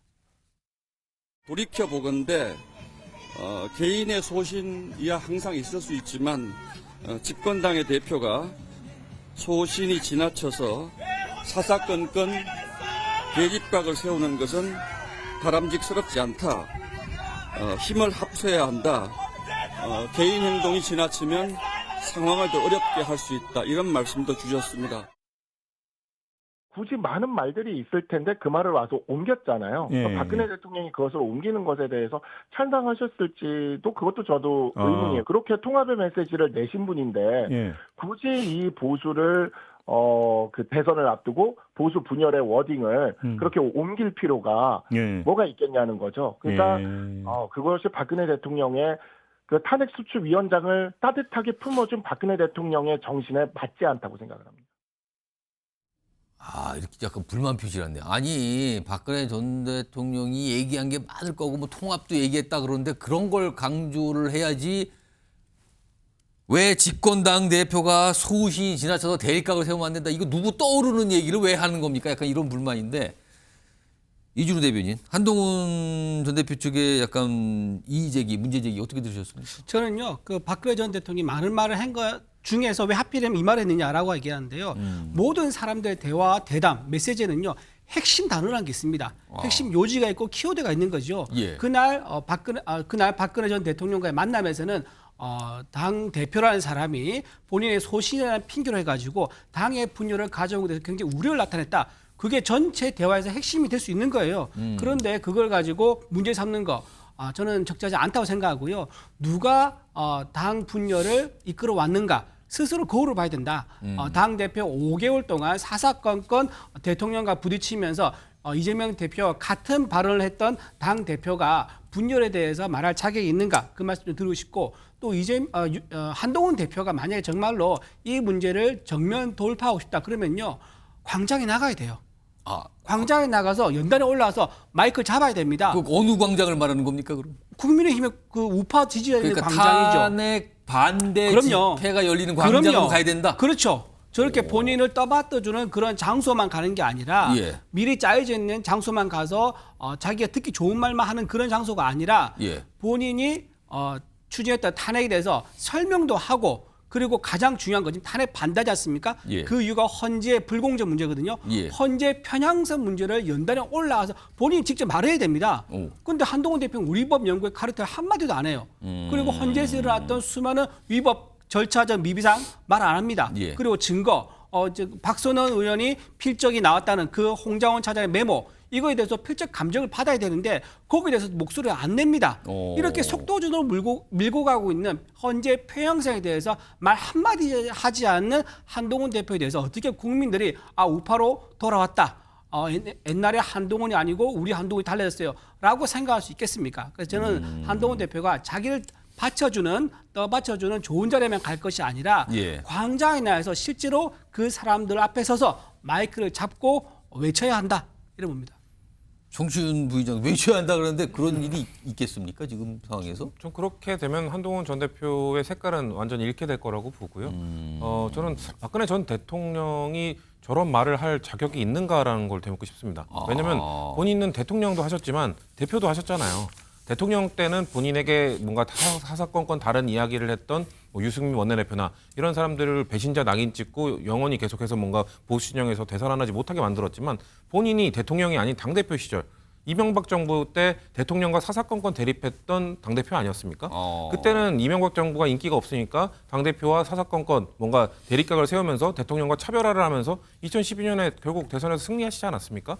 본인의 그런 모델도 있으면서 왜 한동훈 전 대표에게만 그런 거를 강요하고 뭔가 요구를 했을 때 확실히 당대표일 때랑 대통령일 때랑 그럼 생각이 달라지신 건지 당대표 때는 분명 대통령에 대해서 쓴소리도 하고 뭔가 대립각도 세우셨으면서 대통령을 하시다 보니까 그때는 또 쓴소리가 듣기 싫었던 건지 그렇게 봤을 때 박근혜 대통령이 저런 이야기를 했을 때 국민들이 과연 공감해 줄 수 있을까? 저는 그렇게 보지 않기 때문에 한동훈 전 대표가 본인의 색깔을 잃지 않는 것이 저는 더 중요하다고 생각합니다. 예. 방금 배신자 이제 말씀하셨는데요. 배신자 낙인 찍기가 전 아니라고 말씀드리고 싶어요. 과거에 김민석 의원, 예. 김민석 의원이 이제 김민세라고 해가지고 배신자로 이제 본인이 찍혔지 않습니까? 예. 그때 왜 그랬습니까? 노무현 전 대통령이 김민석 의원이 서울시장 출마했을 때 도와줬는데 예. 본인은 나중에 정작 노무현 전 대통령이 후보로 나왔을 때 도와주지 않았단 말이에요. 예. 그러면서 배신자로 찍혔는데 그거는 누가 찍어준 게 아니에요. 당원들이 그렇게 보는 거예요. 그렇게 인지를 한 겁니다. 유승민 의원도 마찬가지예요. 누가 한 명이 찍어서 당신이 배신자라 해서 낙인 찍은 게 아니라 당원들을 보기엔 저건 배신행위야. 당신이 배신자네 라고 판단을 한 겁니다. 지금 그런 맥락에서 본다면 한동훈 대표 때문에 어쨌든 이탈표가 생겨서 탄핵까지 이루어진 상황 아닙니까? 그러면 당원들이 그렇게 본다 그러면 그거는 시간이 걸려야지 해결되는 일이지 이렇게 두 달 만에 책을 내고 나온다고 해서 예. 어떤 그 프레임에서 벗어날 수 있는 거는 굉장히 성급하다 생각합니다. 짧게 덧붙여도 될까요? 예, 말씀하세요. 박근혜 전 대통령 이번에 그 권성동 원내대표 같이 갔잖아요. 예, 같이 갔죠. 권성동 원내대표가 어떻게 보면 박근혜 대통령 탄핵 소추안 통과시킬 때 주역 아니었습니까? 국회 소주단 그렇죠. 단장이었죠. 단장을 맡았죠. 검사 역할을 했습니다. 그렇죠. 그거에 대해서 박근혜 전 대통령이 과거 일이다. 용서해주겠다라고 사과하고 그랬어요. 그러지 않았습니까? 예. 그런 것들처럼 탄핵 소추안을 통과시켰던 것에 대해서 그 단장 역할까지 했던 권성동 의원에 대해서 용서를 해줬으면서 본인에게 다른 목소리를 좀 냈던 사람에 대해서는 아직도 용서를 못한다? 저는 박근혜 대통령이 좀 더 마음을 넓게 가지셔야 되는 거 아닌가라는 말씀드리고 싶네요. 그때 그 이제 탄핵 소추 대리 단장했던 이유는요. 당시에 법사위 위원장이 권성동 의원이었어요. 그렇죠. 법사위원장. 그렇죠. 법사위 위원장이면 당연직으로 탄핵 소추 대리 어쩔 수 단장이 없었다, 됩니다. 그 자리는. 그런 의미인 거지. 본인이 나서서 이제 본인 선택해서 앞장선 건 아니다. 그 말씀드립니다. 두 분 말씀 들어보니까 한동훈 전 대표가 복잡한 과제를 지금 갖고 있는 거군요. 지금요. 그래서 인터뷰에서 윤 대통령을 향한 미안하다. 광장에 나선 분들에게 미안하고 고맙다. 이런 얘기를 한 걸까요? 자, 다음 이슈로 넘어가 보죠. 키워드 준비되어 있습니다. 두 명의 인물인데 이 무슨 말입니까? 문맹 수준이다. 무식한 말이다 지금. 문맹과 무식은 같은 건데 지금 이게 서로를 주고받았다는 뜻인가요 지금? 이재명 대표하고 유승민 전 의원인데요. 이게 며칠 됐어요. 이틀 전에 이재명 대표가 뭔가 얘기를 해요. 그 미국의 아주 유명한 AI 반도체 기업 엔비디아, 모든 나라가 부러워하는 기업이죠. 엔비디아. 이 기업 얘기를 하는데 이게 한국판 엔비디아 얘기를 꺼내놓는데 이게 그 뒤에 논란처럼 확대가 됐어요. 일단 처음에 시작점 이재명 대표의 얘기 좀 들어보겠습니다. 예를 들면 지금 인공지능에 투자해야 되잖아요. 엔비디아 같은 회사가 하나 새로 생겼다. 그중에 국민의 지분이 30%다. 네. 그래서 그 70%는 민간이 가지고 30%는 국민 모두가 나누면 굳이 세금에 막 그렇게 의존하지 않아도 되는 상황이 오지 않을까요? 그러니까 한국판 엔비디아 만들어서 30%가 국민 지분, 70%는 뭐 민간 지분. 그러면은 국민 지분이니까 뭐 지분이 뭐 이득을 얻는 거잖아요. 그럼 세금 뭐 의지 안 해도 되고 뭐 이런 얘기를 꺼낸 거예요. 그러자 오늘 권성동 원내대표 비판을 합니다. 들어보시죠. AI 추경을 운운하면서 엔비디아 같은 기업이 탄생하면 그 지분의 30%를 국민에게 배분해야 한다고 주장합니다. 이재명 대표는 입만 열면 거짓말과 모순투성이라는 표현이 결코 과장이 아닙니다. 권성동 원내대표만 비판적 입장을 낸 게 아니라 여권에서 계속 비판적 입장을 하는데 대표적으로 두 명의 어떤 비판 입장 보겠습니다. 오세훈 시장도 입장을 했네요. 우클릭 포장 후 실제로는 사회주의로 가자는 겁니다. 지금 뭐 지분 30%가 어떻다고요 지금? 윤상희 의원 기술 획득 전에 분배부터 얘기한다. 나눠 먹는 얘기부터 합니까? 지금 약간 이런 건데요. 좌파 포퓰리즘의 대가다. 이렇게까지 또 비판이 나왔습니다. 이준우 대변인 어떻게 보십니까?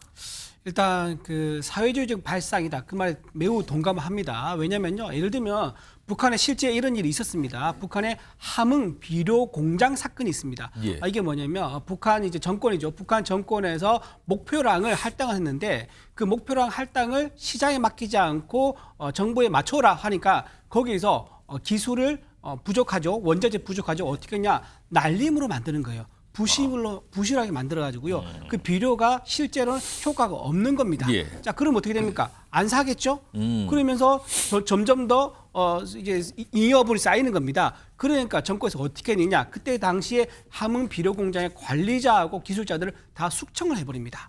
자, 이런 식으로 시장이라는 것, 기업이라는 건요. 수요와 공급에 따라서 최적의 자원 배분을 통해서 효율을 내는 건데 이거를 무시하고 정부가 어떤 목표를 주고 그 목적을 달성해라고 해버리면요. 그 시장은 기업은 살아남을 수가 없습니다. 유연하게 대응할 수가 없는 거죠. 자, 그런 식으로 지금 말을 하는 거는 국민이 기업을 키우고 국민의 일자리를 키우고 그렇게 해서 많은 근로자가 가서 거기에서 일을 하면서 돈을 벌고 복지도 키우는 본인이 스스로 판단해서 키울 수 있는 그런 역량을 그런 역량을 보존해 주는 게 아니라 기업이 가지고 있는 이익이라든가 기업이 어떤 수익이 났을 때 그거를 뺏어오는 그것을 강탈하는 소유물을 가져오는 이런 정책부터 먼저 생각하는 자체가 굉장히 사회주의적인 발상이다. 그러니까 나비를 쫓지 말고 나비가 찾아올 수 있게 정원을 잘 가꾸는 게 더 중요하다. 그 말씀하는 겁니다. 지금 이렇게 여권에서 뭐 엄청난 비판들이 나왔어요. 이재명 대표가 이거에 대해서 받아치고요. 또 그거에 대해서 받아치고요. 또 받아치는 이게 반복됐는데 특히 이재명 대표와 유승민 전 의원 사이에 이게 반복됐습니다. 설전이라고 하시는데요. 정리해 보겠습니다. 우선 이렇게 되죠. 처음에 한국판 엔비디아 국민 지분 30% 그리고 뭐 민간 지분 7%면 뭐 어떻게 되고 뭐 세금 받기 이런 얘기를 꺼낸 거예요. 그러니까 지분에 대해서 딱 어떤 숫자를 구체적으로 얘기했죠. 그러자 유승민 전 의원이 빅테크에 대한 이해가 없다. 기본소득보다 더한 공상소설을 쓰고 있군요. 이렇게 받아칩니다. 다음 보겠습니다. 그러자 이재명 대표 유승민 전 의원의 비판을 포함한 여당 내에서 여권 내에서는 비판 전체를 딱 겨냥해서 이렇게 얘기해요. 아니 한국말 이해 못한 지적 능력인데요. 이거 구구 본색의 문맹 수준 식견입니다. 지금.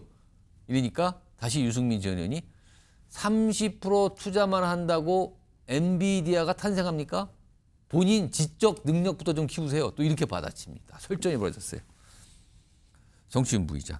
그러니까 이게 지금 여당에서 문제 삼는 거는 아니 뭐 엔비디아가 뭐 생기지도 않았는데 뭐 벌써부터 지분 구조를 얘기를 하고 있고 그리고 이게 그런 식으로 뭐 지분 구조하고 하기 전에 이게 가능이나 한 겁니까? 지금 정부가 뭐 어떻게 한다 이런 얘기 이렇게 좀 지적을 하는데 이거 어떻게 보십니까? 이 논쟁 지금. 일단 보수 진영에서 이재명 대표의 말을 자꾸 왜곡해서 말을 하고 있는데요. 그러니까 이미 성공한 기업에 대해서 30% 국민 지분으로 내놔라. 그럼 사회주의 국가죠. 그러니까 이건 말이 안 되는 정책이죠. 그러니까 이재명 대표가 얘기하는 거는 국가의 그 국부로 투자를 해보자는 겁니다. 30%의 지분을 갖고 엔비디아 같은 기업을 키워내게 된다면 그렇다면은 국민들에게 그 혜택이 돌아오지 않겠냐라는 건데 이것이 공상소설이다. 우리가 알고 있는 그 대만의 가장 대표적 기업인 TSMC 1987년에 이 기업을 만들 때 그 대만 정부가 48%의 자본금을 투자해서 국영기업으로 출발했습니다. 그런 다음에 5년 뒤에 그 기업을 어느 정도 키운 다음에 민영화 시켰죠. 민영화 시킨 이후에도 여전히 지금 대만의 국영개발기금이 6%, 약 73조 원의 지분을 갖고 있습니다. 그렇기 때문에 국가가 투자해서 기업을 키운 대표적 사례로 볼 수 있죠. 이렇게 국부로 투자하는 국가들은 여러 다른 나라들 많습니다. 뭐 싱가포르도 있고요. 노르웨이도 있습니다. 노르웨이가 그럼 사회주의 국가인가요? 그리고 그럼 TSMC는 공상소설에 나오는 기업인가요? 이렇게 성공 사례가 있기 때문에 그렇다면은 이재명 대표의 지금 정책이 야 그렇게 TSMC처럼 키우기 위해서는 이런 게 필요하다. 너네들 정책적으로 이런 거 못하지 않았냐. 이런 식의 반론을 하는 것이 아니라 이걸 완전히 왜곡해서 지분 30% 내놓으라는 사회주의적 발상은 뭐냐라는 식으로 얘기를 해버리면 발전적 토론을 할 수가 없어요. 그렇기 때문에 이재명 대표는 어떻게 나의 말을 이렇게 곡해하고 왜곡해서 전달할 수 있느냐. 이렇게 되면 발전적 토론을 할 수 없다는 차원에서 지금 입장을 계속 내시는 걸로 보여집니다. 어떻게 보세요? 예, 그 시장 경제에서요 공기업의 어떤 비효율성 문제는 민영화를 통해서 해결을 다 했습니다. 지금 방금 그 논리대로 한다면요 KT라든가 철도, 공항, 항만 전부 다 그들 정부 갖고 있어야지요. 근데 이미 전부 다 비효율성 그리고 정부의 비전문가들의 개입 그리고 이게 지분을 가지고 있으면 뭐가 문제가 있냐면요. 자꾸 개입을 하면서 인사를 밀어넣습니다. 그러니까 어느 사람이 정부 관료 출신이면 그 관료 출신이 나중에 퇴직하거나 옮길 때 거기에 지분을 가지고 있는 공기에 밀어넣는 거예요. 그러면 혁신이 떨어지는 거예요. 이런 식으로 비효율성이 생기다 보니까 자꾸 민영화시켜서 성공시킨 사례, 영국에서부터 그게 시작됐지 않습니까? 그렇게 공기업의 정부의 지나친 개입과 많은 지분이 오히려 비효율을 가지기 때문에 시장에 맡기자라는 게 세계적인 추세인데 거꾸로 지금 가는 그런 정책을 얘기하는 거는 굉장히 좀 시장 경제에 맞지 않는 주장이다. 그 말씀을 좀 드리고 싶습니다. 짧게만 덧붙이면 국민연금은 이미 투자를 하고 있습니다. 지금 네이버 지분의 8% 이상을 국민연금이 갖고 있고요. 작년에 국민연금이 엔비디아 우리가 지금 다뤘던 엔비디아에 투자해서 2,300억 원의 수익을 거둬냈습니다. 이렇게 국부를 갖고 투자를 해보고 뭔가 또 기업도 만들어보고 키워내자는 것이 아까 TSMC 사례를 말씀드렸던 것처럼 그렇게 성공한 다음에는 민영화시키면 됩니다. 일단은 AI가 차세대 산업으로서 어느 나라나 지금 적극적으로 투자를 하고 있는 상황이기 때문에 우리나라도 좀 더 적극적으로 투자를 해야 된다. 국부를 좀 쏟아 부어서라도 해야 된다는 그런 차원의 이야기를 사회주의다, 공상적 발상이다. 저는 이렇게 하면 대화를 할 수 없다는 말씀드리고 싶습니다. 알겠습니다. 자, 이게 정책 논쟁인데요. 지금 이재명 대표가 한 얘기가 또 하나가 지금 여권에서 이제 문제를 삼고 있는 게 있어요. 이른바 국방 AI화, 인공지능화죠. 그 목소리부터 좀 들어보겠습니다. 대한민국이 전 세계에서 군사 밀도가 가장 높잖아요. 그 수십만 젊은 청년들이 왜 군대 가서 저렇게 막사에서 앉아가지고 세월 보내고 있나. 저게 과연 진정한 국방력이고 전투력일까. 드론, 로봇, 무인 이걸로 갈 텐데 국방을 저는 AI화해야 된다.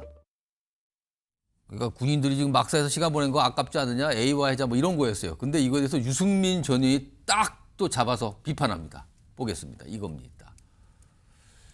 드론 전쟁, 그러니까 우크라이나전 거의 드론 전쟁, 청년들이 왜 군대 막사에서 앉아서 세월 보내야 하나 뭐 이런 거잖아요. 근데 유승민 전 의원은 드론 전쟁의 시대에 왔으니 군대도 군인도 필요 없다?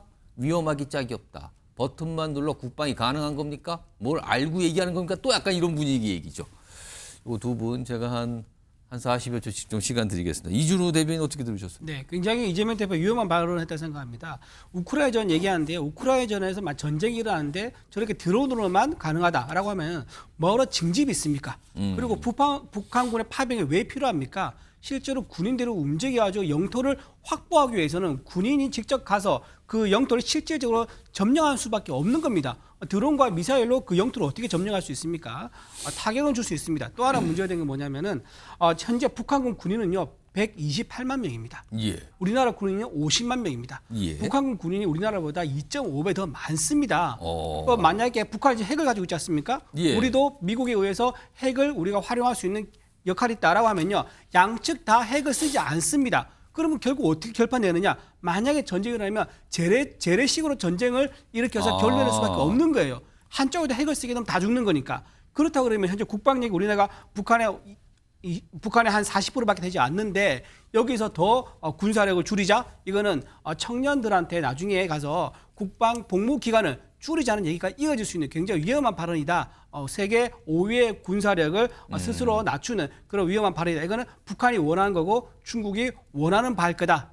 네, 그렇게 생각합니다. 정치부 부의장. 대한민국의 주적은 북한이죠. 근데 새로운 주적이 나타났다고 이야기들 합니다. 대한민국의 새로운 주적은 인구 감소라는 얘기를 많이 합니다. 왜냐하면 지금 군대에 들어가는 청년들이 숫자가 기하급수적으로 줄고 있기 때문에 저출생과 맞물려서 이건 매우 심각한 문제입니다. 우리나라 군대가 지금 50만 명 말씀하셨는데 사병이 30만 명이고요. 간부가 20만 명입니다. 지금 국방백서에 따르면은 아마 한 15년 정도 이내에 군 병력이 전체가 40만 명 이하로 줄어들 것이다. 그 말은 뭐냐? 간부가 사병보다 더 많아지는 시기가 올 거라는 것입니다. 그러면은 이 숫자를 유지하기 위해서는 모병제밖에 없습니다. 그럼 모병제로 가자는 얘기를 하시는 겁니까? 아니 모병제로 가든 아니면 이렇게 AI화 아니면 드론 이런 것들을 늘려서 뭔가 이 줄어들고 있는 군 장병수를 대체할 수 있는 것들을 논의해야 되는 거 아닙니까? 그냥 북한이 100만 명 넘으니까 우리 계속 모병하자. 이런 식으로 얘기를 하면은 앞으로 국방을 어떻게 할지를 대책을 논의할 수 없다는 말씀 드리겠습니다. 어떻게 보면 정책적 논쟁이 시작된 것 같기도 하죠. 그리고 첨예한 비판과 반박과 이게 좀 며칠 사이에 오갔습니다. 자, 다음 이슈 영상으로 먼저 만나보겠습니다. 확인해 보시죠. З нашого боку ми готові підписувати. Я, чесно кажучи, думаю, що і Сполучені Штати будуть готові. Напевно, потрібен час проаналізувати якісь речі. Ми розраховуємо на допомогу Сполучених Штатів Америки. Безумовно. І я вважаю, що припинення такої допомоги – це допомога буде тоді виключно Путіну. Ukraine minerals deal now dead, or can it be revived? What's your... Well, I'll let you know. We're making a speech. You probably heard about it tomorrow night, so I'll let you know tomorrow night. But no, I don't think so. From President Zelensky to restart these negotiations? Well, I just think he should be more appreciative because this country has stuck with them through thick and thin. We've given them much more than Europe. And Europe. 자, 전례가 없던 삿대질 정상회담만 이런 평가받았죠. 미국과 우크라이나 정상회담 그렇게 끝났습니다. 그리고 그 위에 후폭풍이 계속 불어왔죠. 미국에서는 젤렌스키 우크라이나 대통령의 교체를 원한다는, 한마디로 말씀은 정권 교체를 원한다는 이런 얘기까지 나왔어요. 근데 여기에 더해서요, 다음 조치까지 한다고 알려졌습니다. 화면에 있습니다. 바로 이겁니다. 미 국방부 고위 당국자 등 이렇게 뭔 얘기가 나왔는데 우크라이나 지도자들 평화 위한 성실한 약속 입증됐다고 판단될 때까지 모든 군사 원조 중단한다는 얘기가 미국에서 나온 겁니다. 운송 중인 무기나 기다리는 물자 이런 거 다 안 준다는 거예요, 지금요. 이렇게까지 얘기가 갔습니다. 자, 그럼 전문가 모시고 지금부터 이 얘기 좀 깊숙하게 짚어보겠습니다. 반길주 국립외교원 국제안보통일연구부 조교수 나와 계십니다. 안녕하십니까? 안녕하세요.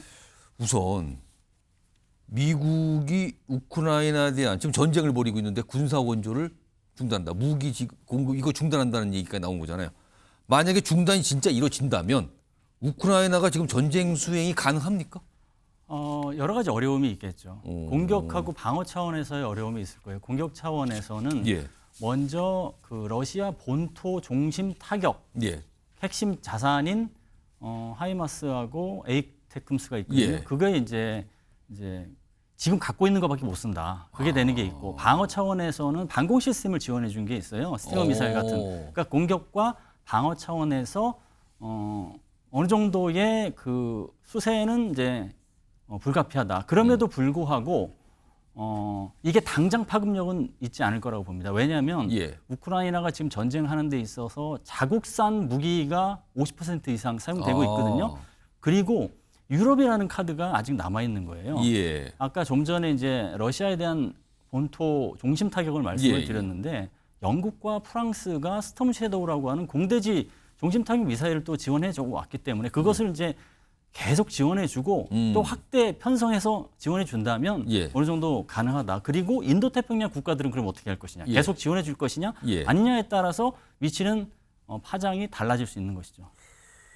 그런데 미국에서요. 군사 원조 중단은 굉장히 이건 약간 더 극단적인 조치라고 할 수 있는데 이런 얘기까지 언급을 하는 미국의 의도, 목적이 뭡니까 지금? 그 의도를 정확히 알려면 용어를 이제 정확히 어떤 용어로 중단하겠다고 했는지 예. 살펴봐야 되는데 퍼즈라는 얘기를 썼어요. 그거는 일시적 중단, 잠정적인 중단이라는 얘기예요. 그러면 뭐를 일시적 중단하냐? 바이든이 우크라이나에게 지원해준 패키지를 일시적으로 중단한다. 그 패키지 중에서 바이든 전 대통령이 마지막까지 패키지로 편성을 했던 게 있어요. 1조 원 수준의 이제 그 패키지가 있는데 그것을 예. 일단은 중단을 한다. 레버리지를 만들기 위해서 협상장으로 더 끌어오게 하기 위해서. 그럼 거기에는 뭐가 들어가냐? 예를 들어 폴란드에서 대기 중인 군수 물자가 있을 테고 운송 중인 물자도 있을 테고 아직 예. 떠나지 않는 것도 있을 테고 그것을 중단한다. 그 얘기는 다시 가동할 수도 있다는 얘기도 남겨둔 거죠. 그러면은 뭔가를 얻어내기 위한 협상 카드로 일단 군사 원조 중단 이걸 꺼냈다고 봐야 되는 겁니까? 최대 압박 카드 겸 이제 협상 카드라고 봐야겠죠. 사실은 정상회담이 뭐 삿대질 정상회담 표현 정도로 뭐 험악하게 끝났는데 그 뒤에 나오는 선상이에요. 지금 이런 내용, 미국의 우크라이나에 대한 군사 원조 중단 이 얘기가 나오자 호주 총리가 좀 반응을 보인 게 있어요. 화면을 정리해 보겠습니다. 여긴 좀 미국하고 다르죠? 우크라이나의 평화유지군 파병 고려한다. 러시아의 불법 부도덕 행위 보상받지 않도록 할 것이다. 미국과 입장이 달라요. 지원하겠다는 뜻으로 보이는데 자 그런데 여기는 좀 미국하고는 약간 다른 입장이긴 해요. 근데 방기주 교수님 백악관에서 나온 얘기가 이것도 보도를 통해서 나왔는데 미국 국무부와 재무부 백악관이 국무부하고 재무부에 러시아 제재 완화 초안을 마련하라고 지시했다는 거예요. 그러면은 트럼프 대통령은 우크라이나가 아닌 러시아 편을 들겠다? 러시아를 더 믿는다? 이렇게 되는 겁니까 지금 상황이? 그 사안은 두 가지 의도가 있다고 보는데요. 예. 첫 번째는 젤렌스키 우크라이나 대통령이 조기 전쟁 종식은 없을 것이다라고 얘기해서 트럼프 대통령이 굉장히 거기에 불쾌했어요. 빨리 끝내고 싶은데 지금 엉뚱한 얘기한다. 예. 그렇기 때문에 그런 상황에서 러시아마저도 러시아 푸틴 대통령하고는 종전 협상을 개시하겠다라는 정상통화를 했잖아요. 예. 그게 깨지지 않도록 러시아에 대한 레버리지를 계속 가져가기 위해서 러시아와 이제 미국이 이제 밀어라는 모습을 좀 어느 정도 보이는 거죠. 그게 이제 레버리지 카드로서 레버리지가 하나 있는 거고 두 번째는 예. 종전이 된 이후에 예.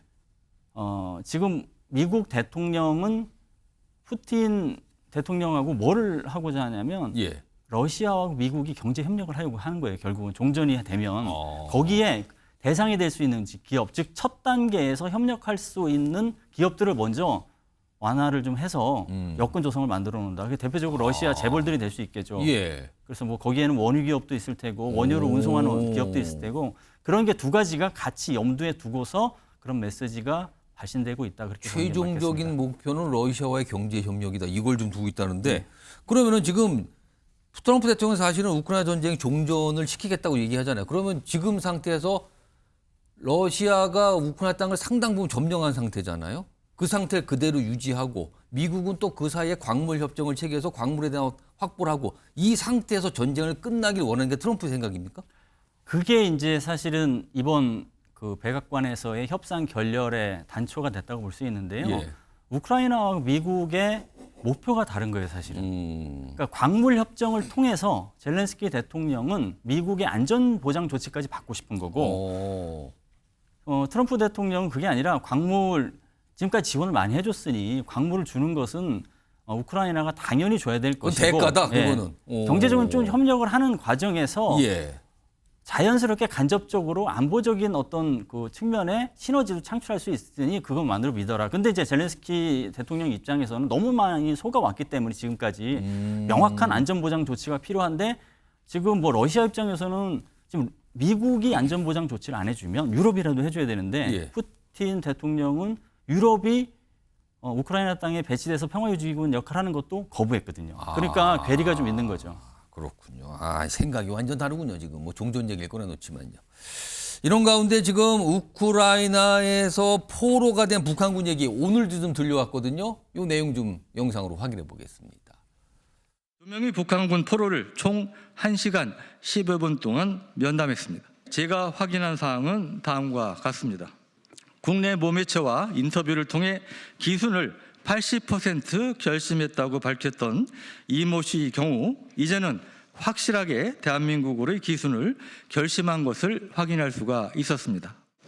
그냥 한국으로 꼭 가고 싶어. 앞으로 우리 부모님들과 만나기 위해서 꼭 가고 싶어. 가정을 이루고 정상적으로 살고 싶다는 의지를 강하게 피력하기도 했습니다.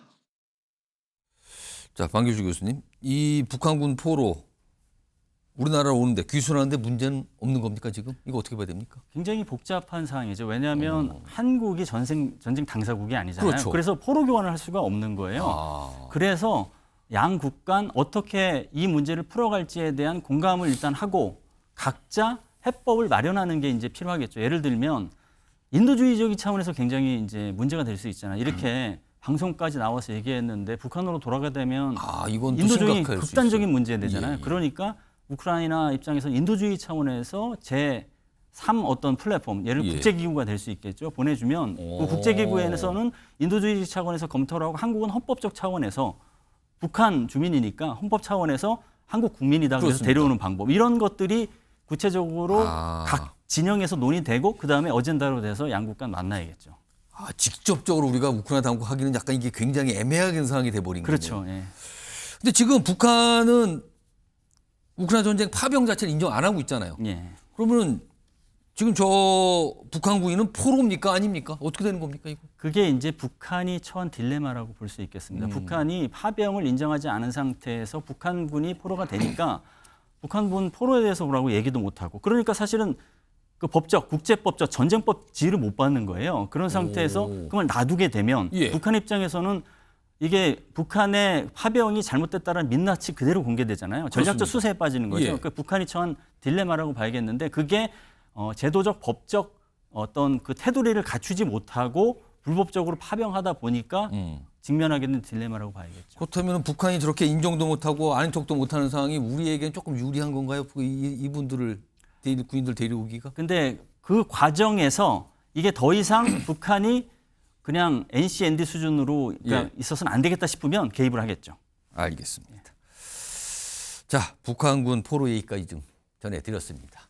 자, MBN 뉴스 와이드 오늘은 여기서 마무리합니다. 시청해주신 여러분 고맙습니다.